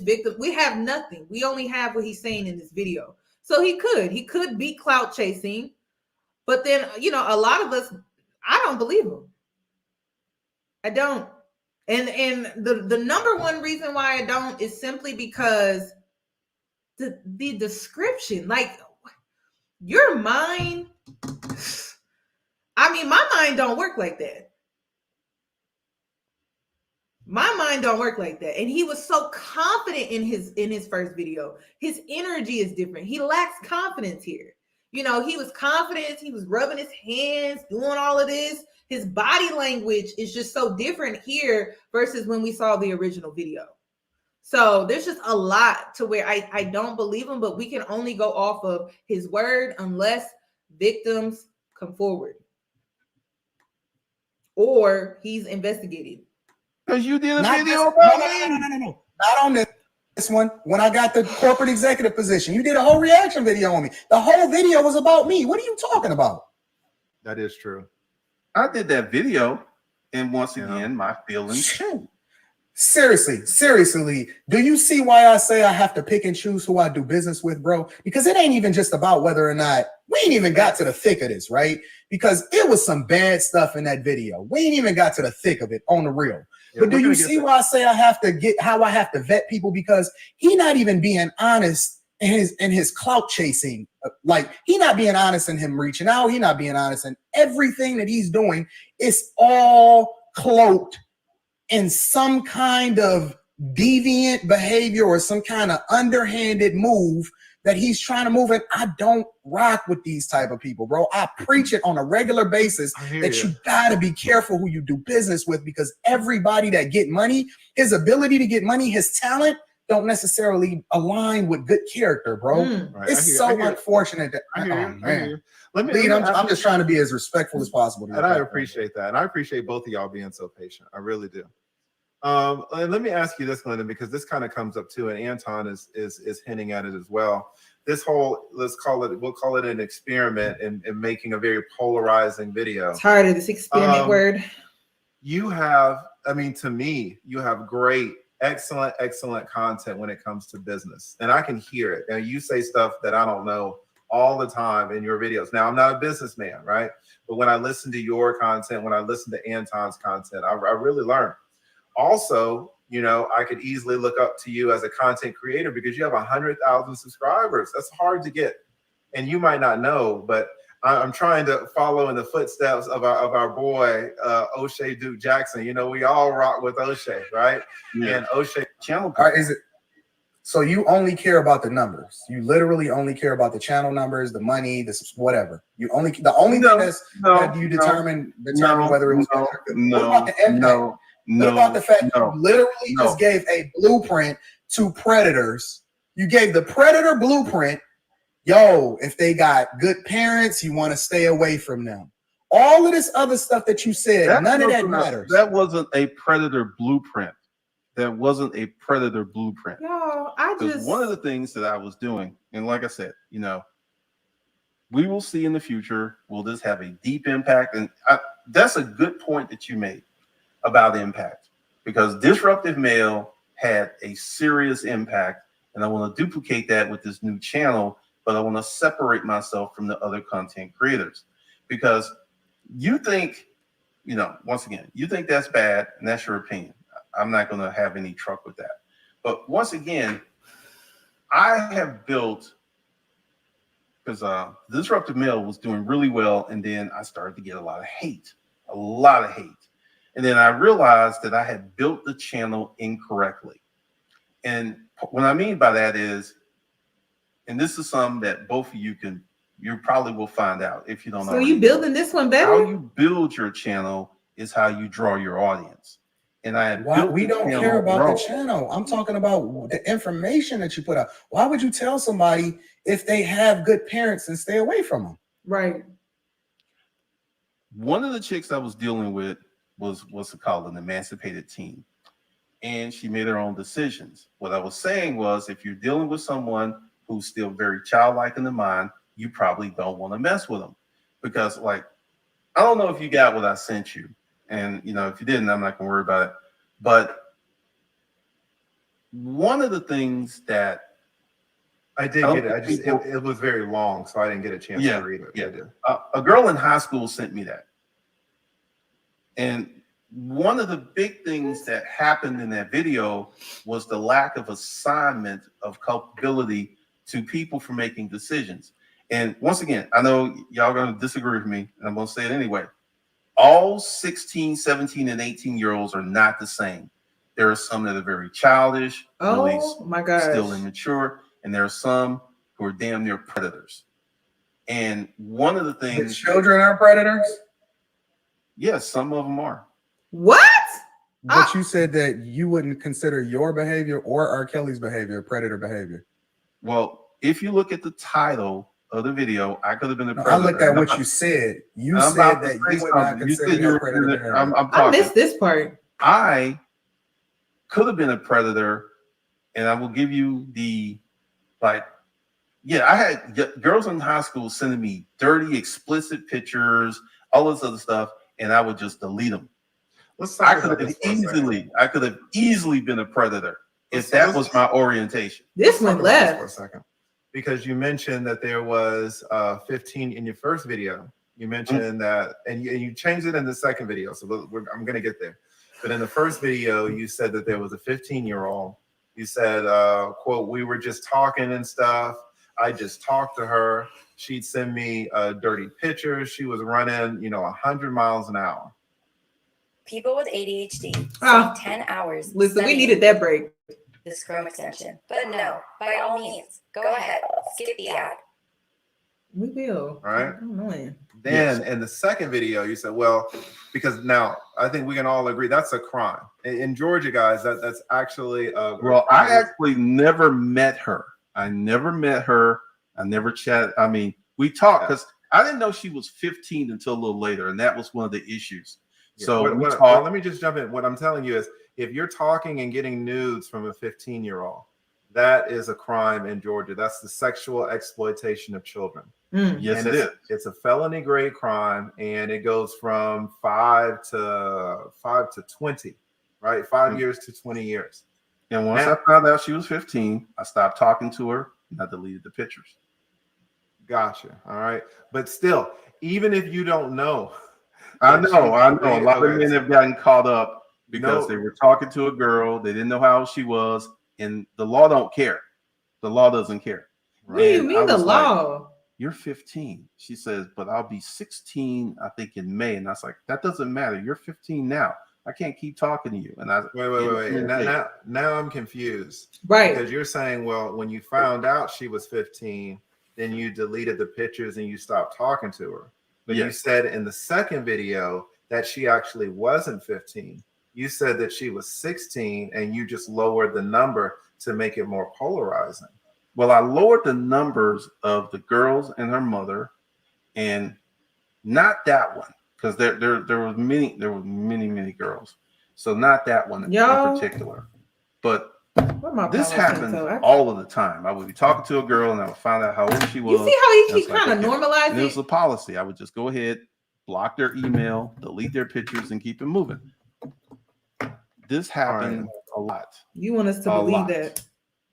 So the 15-year-old that you talked about in the first video, she actually was 15. But when you found out she was 15, then you stopped talking to her and deleted the videos? Well, I didn't have videos, just pictures. I'm sorry. You're exactly right. Deleted the pictures? Yes. Okay. How do you feel about that, Anton? I think it's nasty. It's so nasty, man. And I think maybe it's, the ironic thing that I'm trying to figure out, because I say this regularly. I say I need to be the man that I would want my daughter to marry. Right? I'm a reflection of the thing that I would want my daughter to marry. And I've heard Glendon admittedly say that he has a daughter.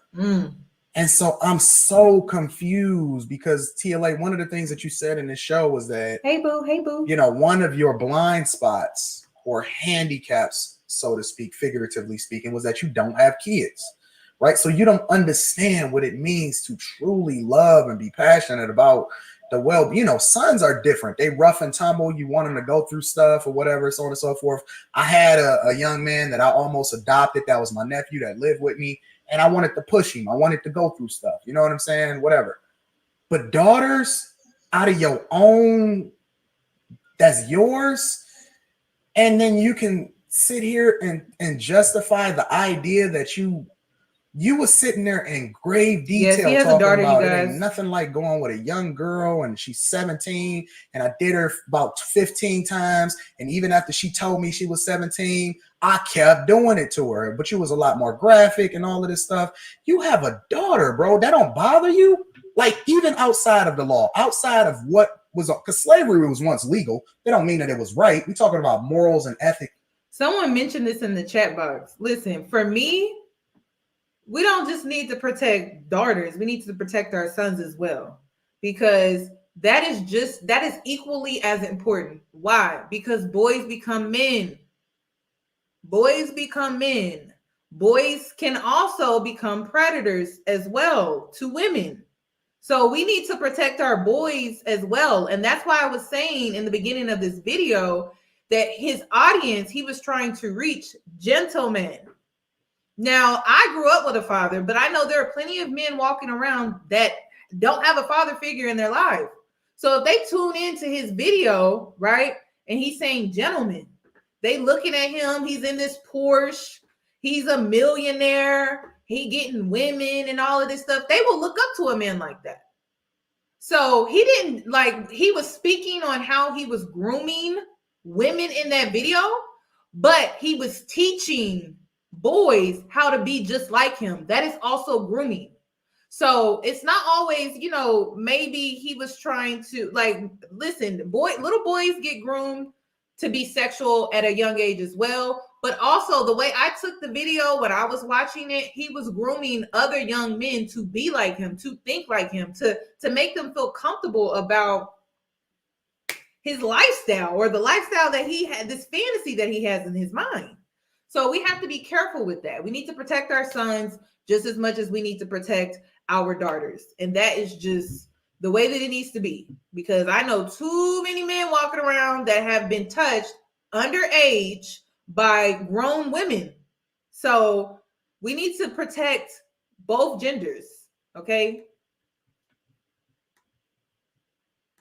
And character that All don't right. bother you, bro. Listen, Honestly, that look, you got a daughter.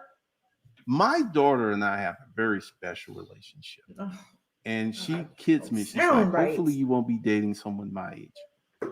So my daughter knows who I am. She accepts that, and I accept her. And she makes her own decisions.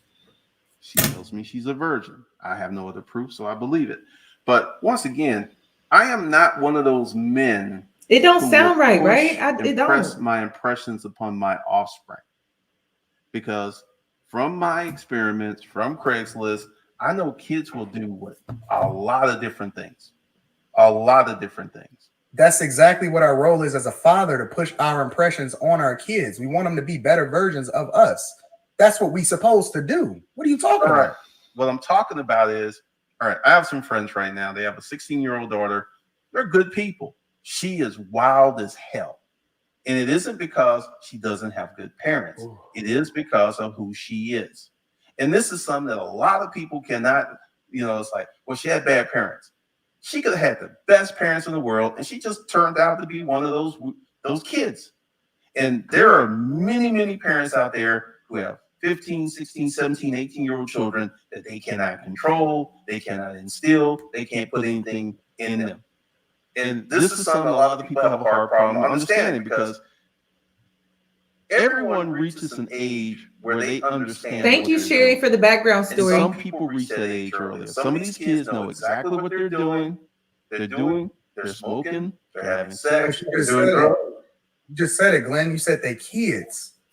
This man. Why would you, as a grown man, be interested in somebody whose brain isn't scientifically, and you know this for a fact, proven to be even developed until their 20s? Why would you take advantage of that as a man that not only is a grown man, you have power, you got resources, you got cars, you got all of this stuff that you know are enticing to children? You call them kids out of your own mouth. Why would you even consider that, bro? Why would you consider talking to a 16-year-old, a 17-year-old? Why would you be having conversations with somebody that looks like they're 15 years old? First of all, when I got, now there was some of them who looked like they were 15, 10 years old. I didn't even talk to them. A lot of these girls did not look their age. They didn't look their age. And like what I sent the lead attorney, this came from a 16-year-old girl who looked like she was 20. You know, part of grooming, and because I dealt with this when I was younger, you know how many grown men will walk up to me and be like, well, you look grown for your age. You don't look like your age. And as soon as they would say that, I knew what type of time they would be on.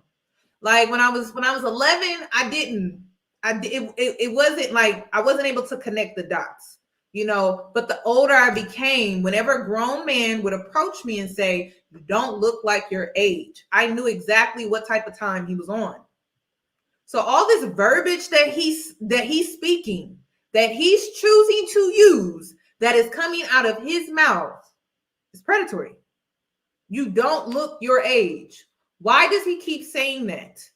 So I have a problem with that. Every time a grown man, when I was underage, would approach me saying, don't look your age, I knew exactly what he was getting at and what he was hinting at. He wasn't looking at me like I was a child. He was looking at me like I was a grown woman, but he knew I was underage.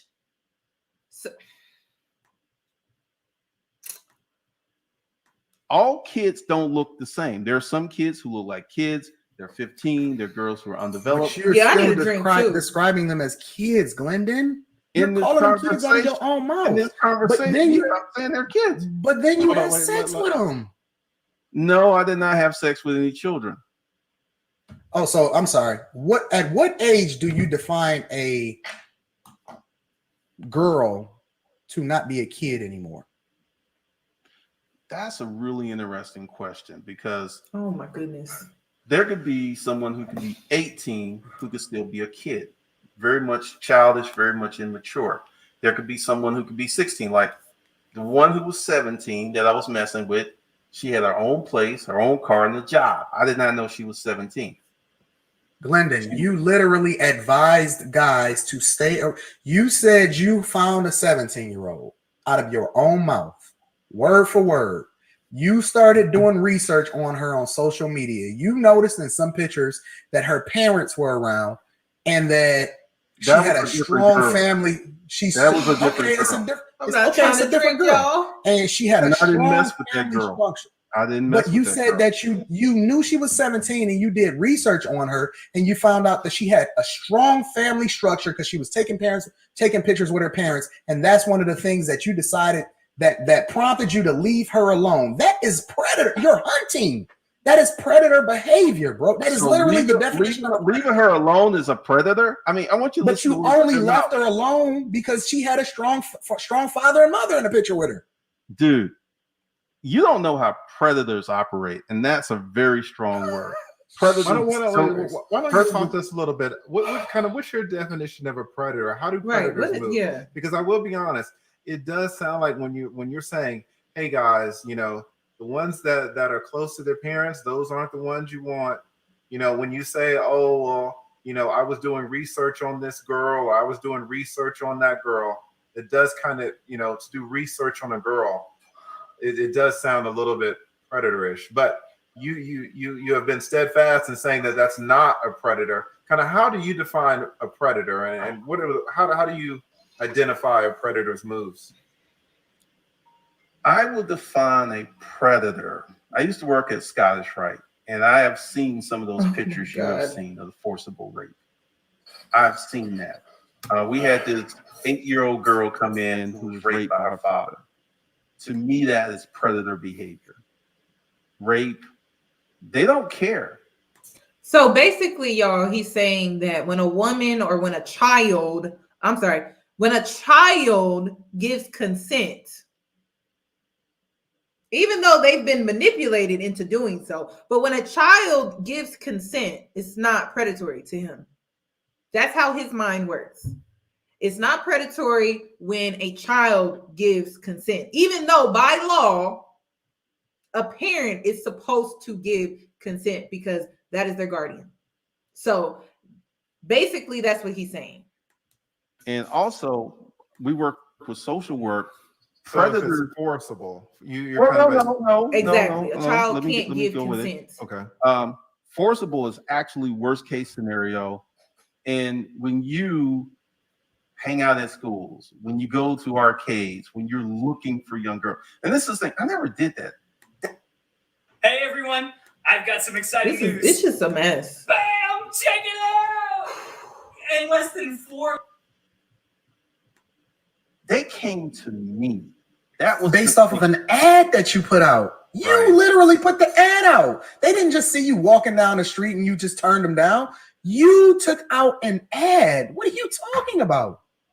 I took out several ads. Oh, that makes it great. He was fishing, y'all. Christ. He was fishing. Well, all right. So, honestly, Glenn, man to man, just listen. Do you don't see anything that don't make sense in this conversation? Honestly. Well, nothing in this conversation is going to make sense to you because of the way that you think. No, I'm asking you personally. I know what makes sense to me. Narcissism coming out there. Do you, like, when you go to sleep at night and you think about the video that you put out, or forget the video, the behavior that do you go to bed with a clear conscience, like, you know what, everything is on the up and up, everything is good. None of this bothers you at all whatsoever. I will say the person that I was 20 years ago, no, it doesn't bother me at all. And there's more, and there will be more stuff on that channel. But one of the things is I was having these experiences, and it wasn't like that many. It wasn't like 20, 30. It wasn't that many. I was in a different state of mind back then. And I was doing, as the elite attorney said, all kinds of shit. So I never forced anyone to do anything. I never took any advantage. I never lied to anyone. So yeah, my conscience is clear. I never force myself on anyone, and I gave them options to leave, and they didn't leave. So no, Glendon, you literally said. Wait, hold on. Now let's talk about this. Let's talk about the second. Lead, I need a break, bro. I need a break too. I need a break, bro. Let's talk about the second incident where you were talking about you were kind of propositioned to be a bull, right? Which is a huge thing in Atlanta. I don't know if you guys, of course you know, Glendon, but a lot of the people in the chat that don't know. Yeah, explain this.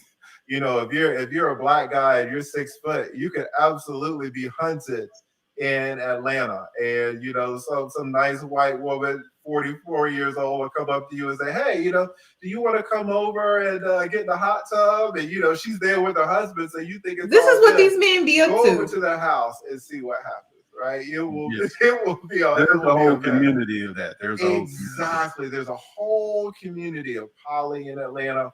Whole community of swingers. Atlanta is for real, right?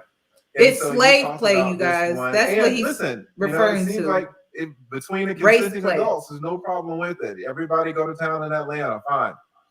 You mentioned this one incident where you were interacting with a mother who had a 16 and 17. He's basically into buck breaking. You know, the thing that they had to force Black men to do when they first came here, and now they're willingly doing it for pleasure, fantasy.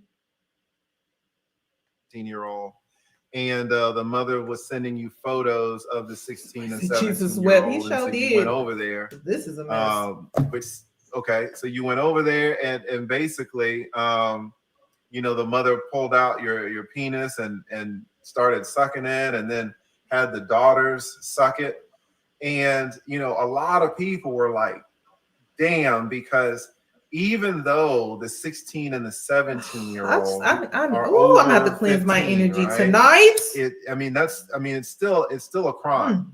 Both you and the mother are committing crimes. Yeah, that's a crime in that instance, because the children are under 18. And they're not as harsh as the child exploitation crimes. But you know, they're still children under the law. They're called minor children. And now you kind of clarified this and you changed it in the second video, but we're going to talk about that. But in the first video, when you were saying that, you know, you guys were all having sex in the same room, you know, what hit me is, number one, the mother needs to be in jail, first of all.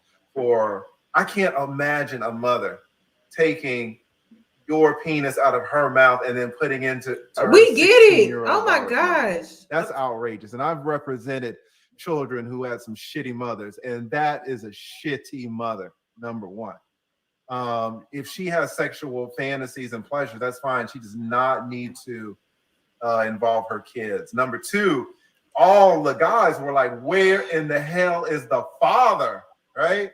And I see so much where women are just given primary physical custody of these kids, and the fathers only get to see their kids every other weekend. And I'm, again, as Anton said, as Blind Guy, his wife, their life said, I'm not a father, but I cannot imagine if I fought to get 50-50 custody and that judge denied me and said, no, this is the mother, and then that mother has my 16-year-old and 17-year-old sucking random dick. Oh, I mean, okay, wait a minute. I can't imagine it, right?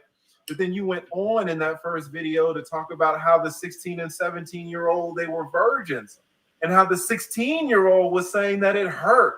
Like, it hurt. And the mom was like, oh, you know, we're going to open up that pussy. A crazy story. Now, in the second video, to be fair, in the second video, you said, well, actually, they weren't 16 and 17. Both of which are crimes, right? And not only for you, but also for the mom. But they were 18 and 19, which y'all, okay. I'm starting to see what y'all talking about. Because at first I'm like, nah. And y'all know what I'm talking about. Because I'm like, the attorney is doing a lot right now, like a lot. And I understand, and I don't know if maybe like he's really trying to fish to get information out of him. and he feels like the only way he can do it is by stepping to his level with it. I'm trying to understand his angle with all of this, because I'm just like, okay, we get it. We got it. We got a description. We don't need any. Gosh. But is this just him doing his job? Like, I can't tell. Which takes them out of the minor child category. So now it's all game, right? But I want to ask you as a man, because I typically review celebrities who make really risky decisions, sometimes bad decisions. To be a man of your stature and to have so Anton much up there just like to go to a random house where you don't know what the hell is going on. You don't that know man if is anybody's stressed. waiting in the closet for you. You don't know if these white women are going to scream rape. How is it that a man of your stature can participate in such risky behavior? Well, first of all, that's not something I would do today. So I do get your point. I would not do that today. 20 years ago, it was a different time. Now that I think about it, nothing ever happened for me doing these escapades. Nothing ever happened. But thinking about it, it could have, because I did this. I would show up at their house and things went well for me, but they could have been bad. I feel like I have a guardian angel because I did a lot of stuff. Like 20 years ago, I was a different person than I am today. And like today, I have so much to lose. I would never do anything like that. I wouldn't. So you got to have something to lose for you not to do changed something like that because, again? I'm not going to get into it on this show, but there's a lot more that went down. Way more. And, the folks who were watching the Disruptive Male know about some of these things.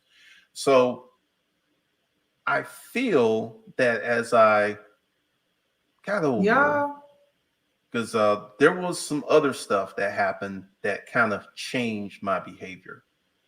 I didn't get in trouble or nothing. It's just, I will share this. And were these negative things? Because it might help to share. Because no, I want to share. Okay, because we have a lot of 25-year-old, 27-year-old black men in the chat, some of which I said that earlier. I said, the devil was once an angel. They're looking at me. They're looking at you. They're looking at Anton for guidance, because a lot of these young men, didn't grow up with fathers in the home. And so it's helpful to talk about some of the negative things that have helped shape the man that you say you are now, right? And not just give them all the y'all listen to this negative thing. This is one. I'm gonna bring it on the channel the other night, but one married woman I was messing with, her husband went through her phone. He got my address and he showed up at my house with a gun. He wanted to shoot me, and I invited him in and I poured him a drink and we sit down to discuss his wife. Craziest thing that ever happened, and that didn't actually stop me. It just kind of, because he left. He didn't shoot me, but now looking back, I was like, that was crazy as hell. Like, once again, I was such a different person 20 years ago. Were you on drugs back then, or how is it? Like, what? How old were you? The attorney lost. 20 years ago, I was 34. Jesus Christ. I've never done a drug in my life. I don't even drink. It was just, you mentioned the swingers, and I was part of that lifestyle, and that's a very compelling. It sucks you in, and that makes sense. I actually had to take a year off where I just didn't have sex, didn't engage with anyone to calm down, because I felt that I was getting out of control. So that's one of the things that happened, and this may sound really dark, but I had one of these chicks fall in love with me, and she got hurt really, really bad. And that's one of the things that got me to thinking about changing my ways. So, how old was she? 42. How did she get hurt? Same thing. Today I'll be talking to you about how I got started as a content creator with Fiverr. When I started, I was ready to do anything. I was like, what? Ads. I mean, guys, if I could just, man. All right. I had every man's dream to ability to, because I had some ads, like this is direct response marketing. Look at what he about to say. Really well, and I weeded out the ads that didn't perform well. So I would run the ads every day. It took me about 15 minutes, and I would have 20 to 30 women respond to these ads every night. And then I would go through, it's like, no, I like her, I like her. And this was my life for 10 years. And it got very addictive. It got very self-indulgent. That's every man's dream. Right. Every man except Anton Daniels. Yeah. I mean, like I don't think every man runs ads in order to be able to reach out and get women. Well, I would say I would agree with that, because I know that you don't appreciate it, because when running ads to sell physical merchandise and running ads to get women, they're roughly the same. So it's a skill set. But every man's dream, most heterosexual men want to have a lot of unlimited sex with no restraints, no requirements. That's most men's dream. There are some men who meet a one woman, get married, have a beautiful relationship. That's a beautiful thing.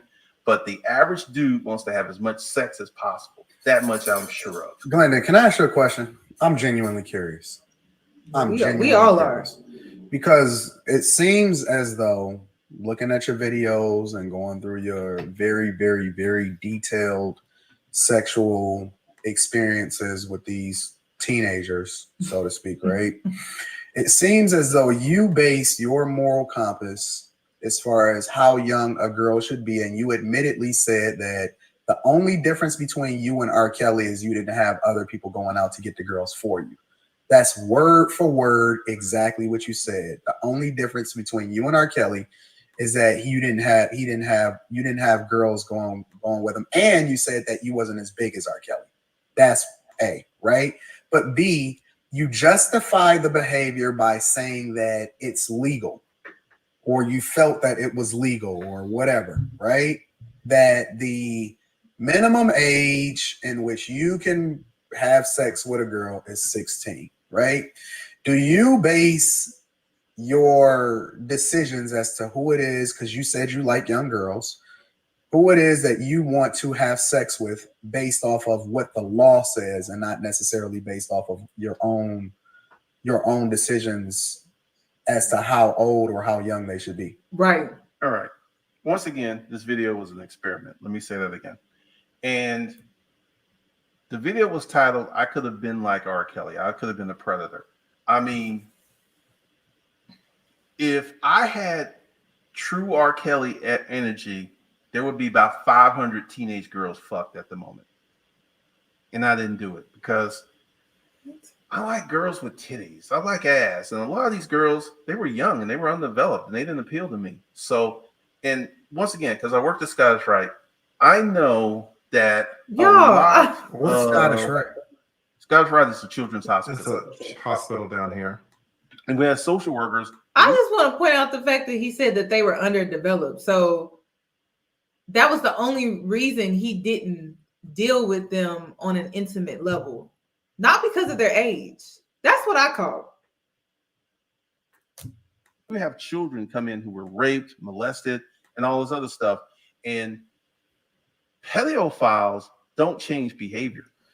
They are who they are.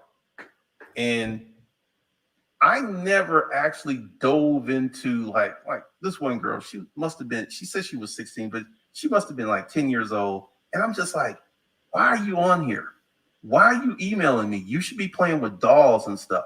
So I did not base my acceptance on age. I based my acceptance on, was she hot? Did she look a certain way? See? And most of these high school girls were not hot. They didn't look a certain way. They had braces and all this other stuff.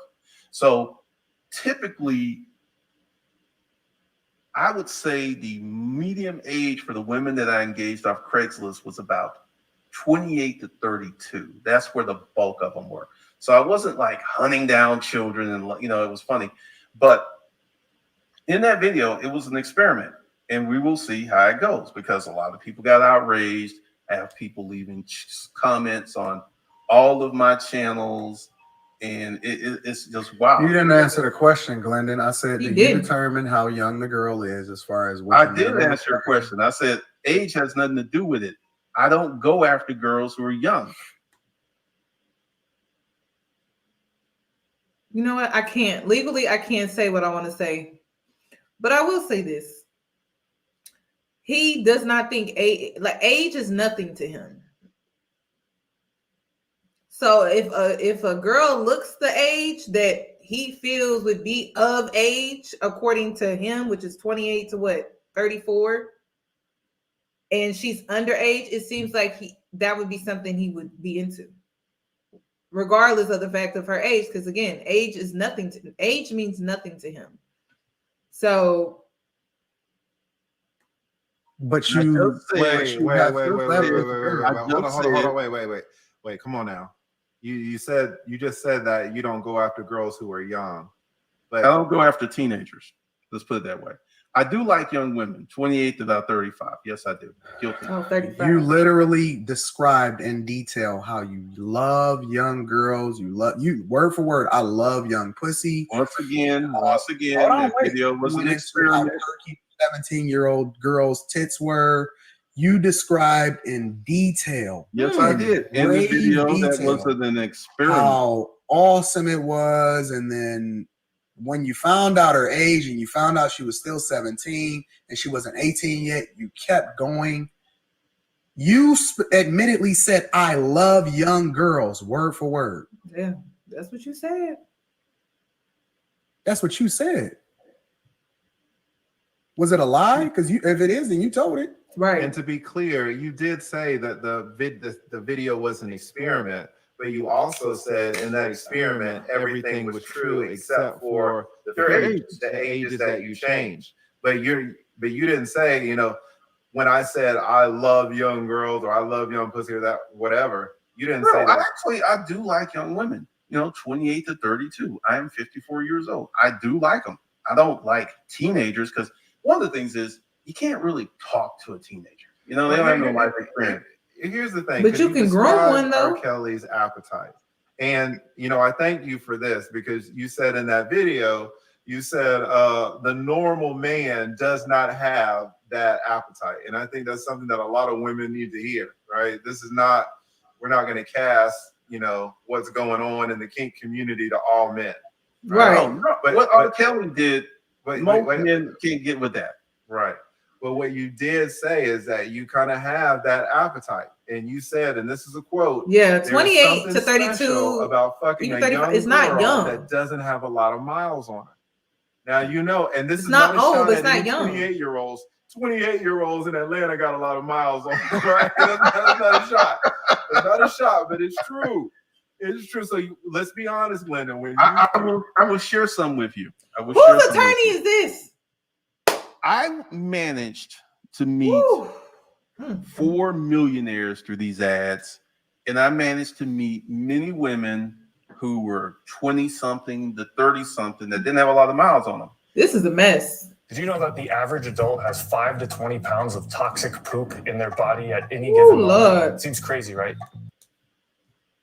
Because, it was crazy because I was like, you're 32 and you've only been with 3 men. It is crazy. So during these exploits, if you will, I learned a whole bunch about women. And that's one of the reasons I feel that the Disruptive Male channel was so popular and was so impactful. And once again, I deleted those channels, but I didn't put them up. But I never talked about this stuff. And, once again, it's just an experiment. We will see how bad it goes. Because like I think, part of it is it didn't go as big as I thought it would, which, this is why you run experiments. And this is something I've done my whole YouTube career. I put out content just to see how people react. And once again, we will see because I also have my own platform, the disruptivemale.org. And there is none of this stuff on this training platform, none of this stuff. So this is the first time in 12 years I even talked about it, which if it was a habit or a pattern, I think it came out long before now.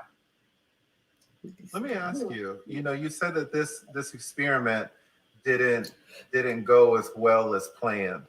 So what would you have changed in your first video to make it go as well as planned?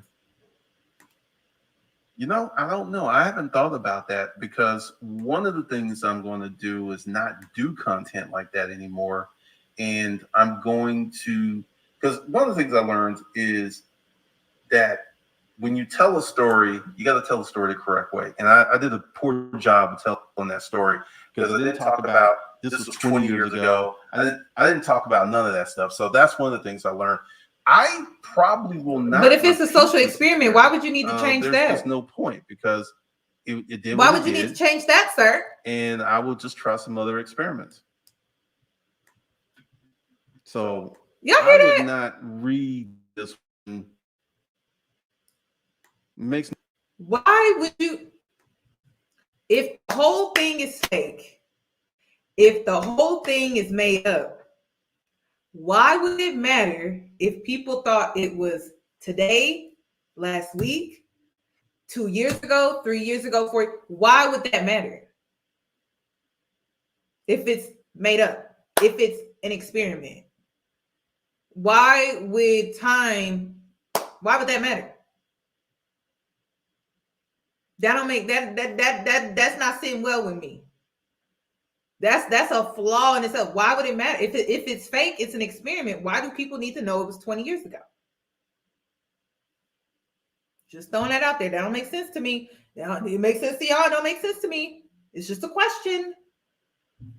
Why would they need to know that? We don't need to know that.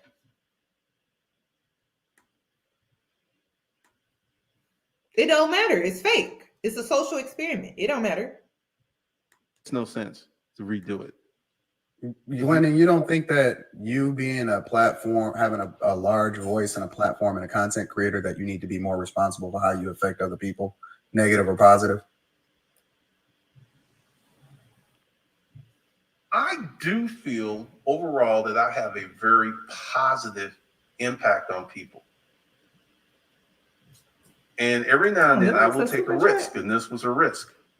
So overall, risks have consequences. The majority of the content I put out is helpful, useful, and mundane.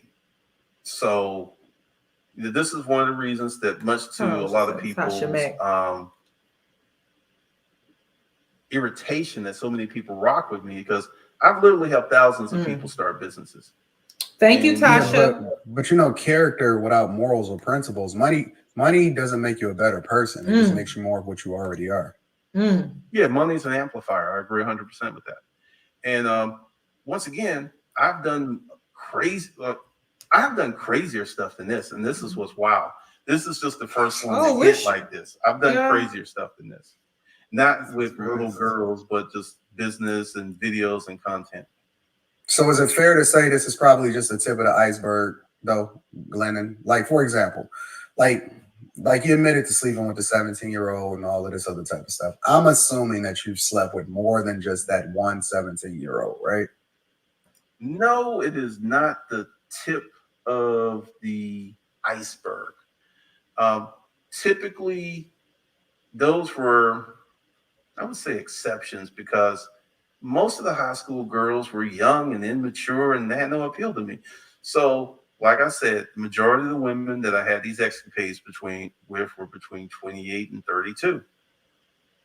Yeah, but at the same time, it doesn't mean that that was the only high school girl that you ever slept with, though, Glendon. I mean, if we're gonna keep it 100, then keep it 100. We can keep it 100. We're here now. That actually, I think that is. Because the two girls with the mother were in college. So, Glendon, you went into grave detail. You have a really good memory. You went through. No. So now you're trying to say, oh, you know what? I don't know. No. I'm a great storyteller. Oh, we know that. Storyteller. We know that. Because this is a whole hour and some long minutes telling a story. It moves people the way that this did, and it wasn't true. I'm a great storyteller, and I need to get back to telling more stories. Because you're 100% convinced that y'all, I can't do it. I'm trying to get through it. We know he a great storyteller, because this is crazy. Because nobody was in his business before he decided to put out that video. And so now he's just been telling stories ever since. I don't feel like we're getting 100% the truth out of him. I think it's 70% true, 30% lies. Like he's twisting everything. So we really don't know what's really true and what's really not. No. I'm honest. I want some clarity. I'm genuinely looking for clarity because I feel like I'm being bamboozled, right? Are you telling me the 17-year-old is the only high school girl you've ever slept with in your entire life? Right. As an adult? Yes. But once again, I'm a great storyteller because, first of all, a lot of the stuff in that was embellished a little bit. And what I did was marry some real experiences with some embellishment. And I'm just sitting here like, I realized that I could tell a totally fictitious story and it'd be believed.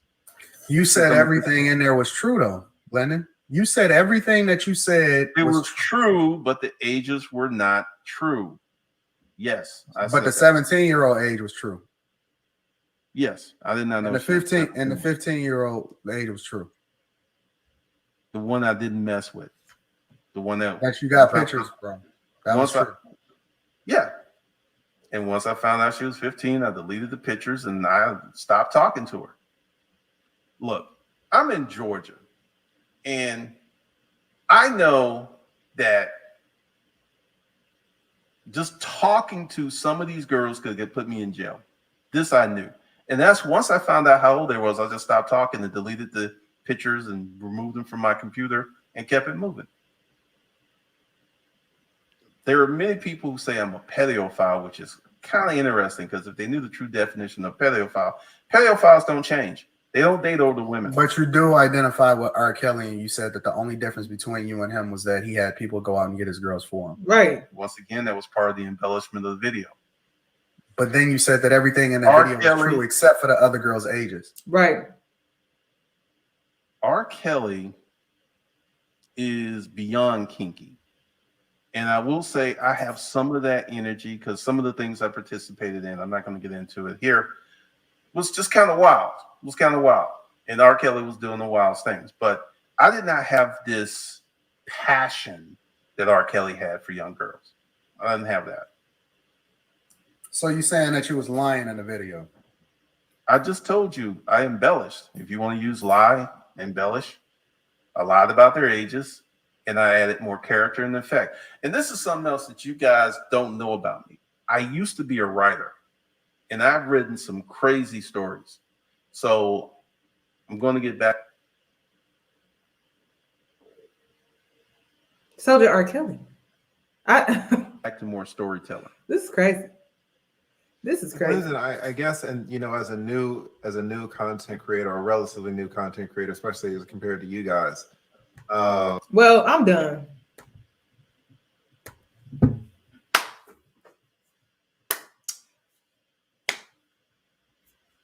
I'm done. So that's all that I have because I just wanted to get his side of things out here. I didn't want to just react to that video and at least he needed to defend himself. So he defended himself. Now it's up to the public to form their own opinion. My opinion, really, it don't matter. I hope he is investigated, if nothing else. People should not be able to come onto YouTube and clout chase to this extreme and not be held accountable. I think that needs to be law moving forward. People should not be able to do things like this to this level of extreme and not be held accountable. So he needs to be investigated, and if it is all a lie, he should still receive a fine of some sort, of some kind. But that's all I got. So you guys heard his side. He's saying it was a social experiment. He's saying that he made up the whole, well, he didn't make up the whole thing, but he made up the ages. The ages were not right. He said that he did do some wild stuff, but all women were of age. That is what he said. So until victims come forward, until people start, I don't know, bringing forth some type of evidence to prove that this is in fact true and it wasn't made up, it wasn't a social experiment, we can only go off of his word. So that's that. So all of this was alleged. I will say this. The reason why I wanted to bring this to my platform today is because even though it's alleged, right, I still wanted you guys to get insight on how men think, how certain men think, how they manipulate, how they twist things. Throughout this entire live stream, he twisted a lot of things to fit a narrative. First, it was to fit a narrative to be a predator, and then it was to fit a narrative to not be. So hopefully you guys were paying attention to how he did that throughout this entire video, because I feel like it could really help women today. Okay, men will try to manipulate you. They will try to gaslight you and make you think that you're crazy because they say one thing and then they switch it up and reverse it somehow and say the same thing, but make it seem like they're innocent or they're the victim. You know, he tried to twist it and make it seem like he was the victim when it came to these underage girls and said that they were preying on him. Stuff like that is what you need to watch for when it comes to the vetting process. When you're dealing with any type of man that you allow around your kids should, y'all, I really hope you guys are really vetting these men if you allow them around your kids. Seriously. I also want to touch on this because people kept asking me about this. Where is it at? So Cynthia G, I don't know when she did this or when she said this, but she was basically saying that Black males should be aborted. That Black women, and the reason why I'm speaking on this is because I was asked, and honestly, I haven't been on YouTube. I haven't been watching other content creators as of lately because I felt like it was having an impact on my content. And I know when you guys come to my platform, you guys come to my platform to get my perspective and opinions on things. But this one was brought to my attention. And to be honest, you know, I can support YouTubers, you guys, but I don't have to fully agree 100% of the time.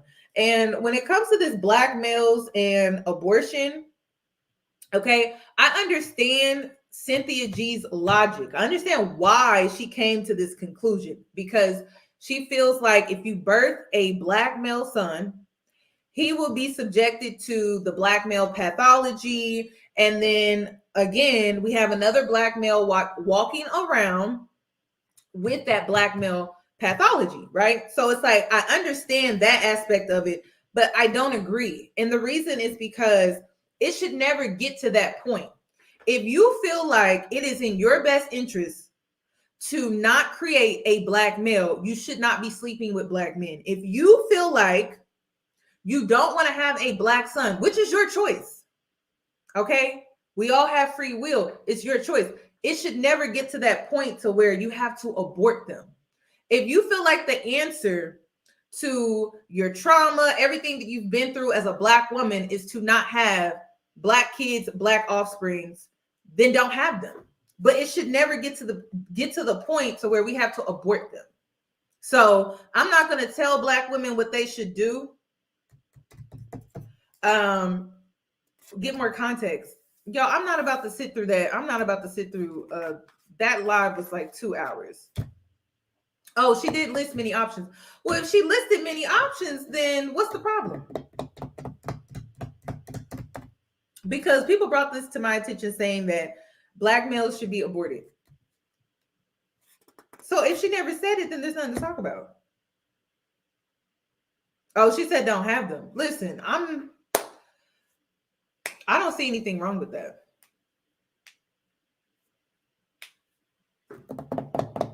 But I think Black women need to be real about, if you don't have Black sons, there's no you. So there's no storytellers or great life. Thank you for the $5. Is it Brown Goddess? Which that's a decision that every Black woman will have to come to. So if she didn't say abort, then I don't have any, like, listen, there's really nothing to talk about. It's up to women. This is the power that you have as a Black woman. You have the power to stop the Black male's existence. It's up to you. It's up to you. And I'm not about to tell you what to do. Make that decision for yourself. Like, and you know, I think it's funny how men feel so entitled to us creating them and birthing them, but they don't feel entitled to taking care of their responsibilities. I don't get that.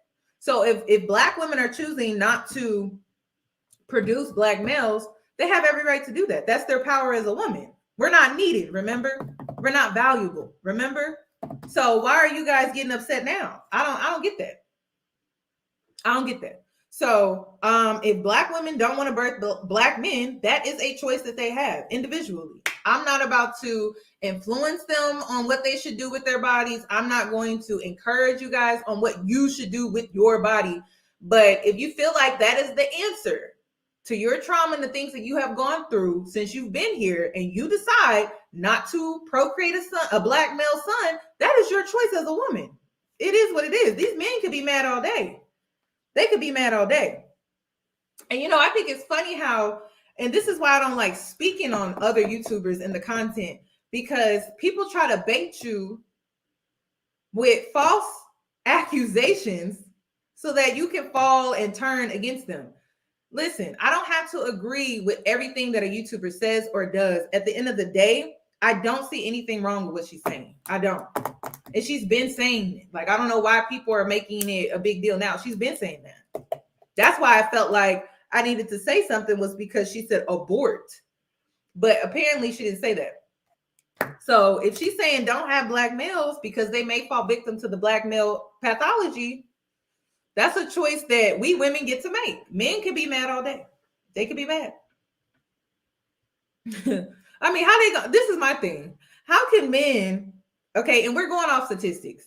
We're going off of when black males procreate with white women, right? They abandon their responsibilities at alarming rates. Why would we want to procreate with them though? That doesn't even make sense. I think it's what, 80% when Black men date out and they procreate with non-Black women, it's like 80% their kids are abandoned. So I don't see anything wrong with that. Listen, you guys, don't allow these men to bully you into taking on single motherhood by choice. If you feel like that is the answer, that is your answer. So keep it moving. That's how I see it. Because none of us, I don't think majority of women did not sign up to be single mothers, and they ended up being single mothers. So because of that, listen, it's your choice. That's all I can say. So on that note, I'm going to end this live. And you guys enjoy the rest of your day. And I will see you guys soon. Also, if you want me to react to something else, send me a DM on Instagram. You can't wait. Somebody, Rested Femininity, she said, you can't create the Black community with other races. That's why I understand why there are Black women out here who don't want to, because you would kill off your own existence. But it's like, what choice do women have? If Black men are not taking care of their responsibilities, they're left to be single mothers, statistically at alarming rates. What choice do we have? If Black men stepped up and started taking care of their responsibility, we wouldn't even be coming to this conclusion. They tell us to close our legs. Now we're saying we're closing our wombs and it's a problem. Listen, you can't have it both ways. So y'all can get mad. Listen, these men can get mad all day, but statistics don't lie. Take care of your responsibilities. We wouldn't even be having this discussion. So make sure you guys give the video a thumbs up, and I will see you guys very soon. If you want me to react to something, send me or shoot me a DM on Instagram, and I will see you guys. You know, I'm not going to say it because, you know, I've been flaky. I'm not about to do y'all like that. But y'all have a lovely, lovely night.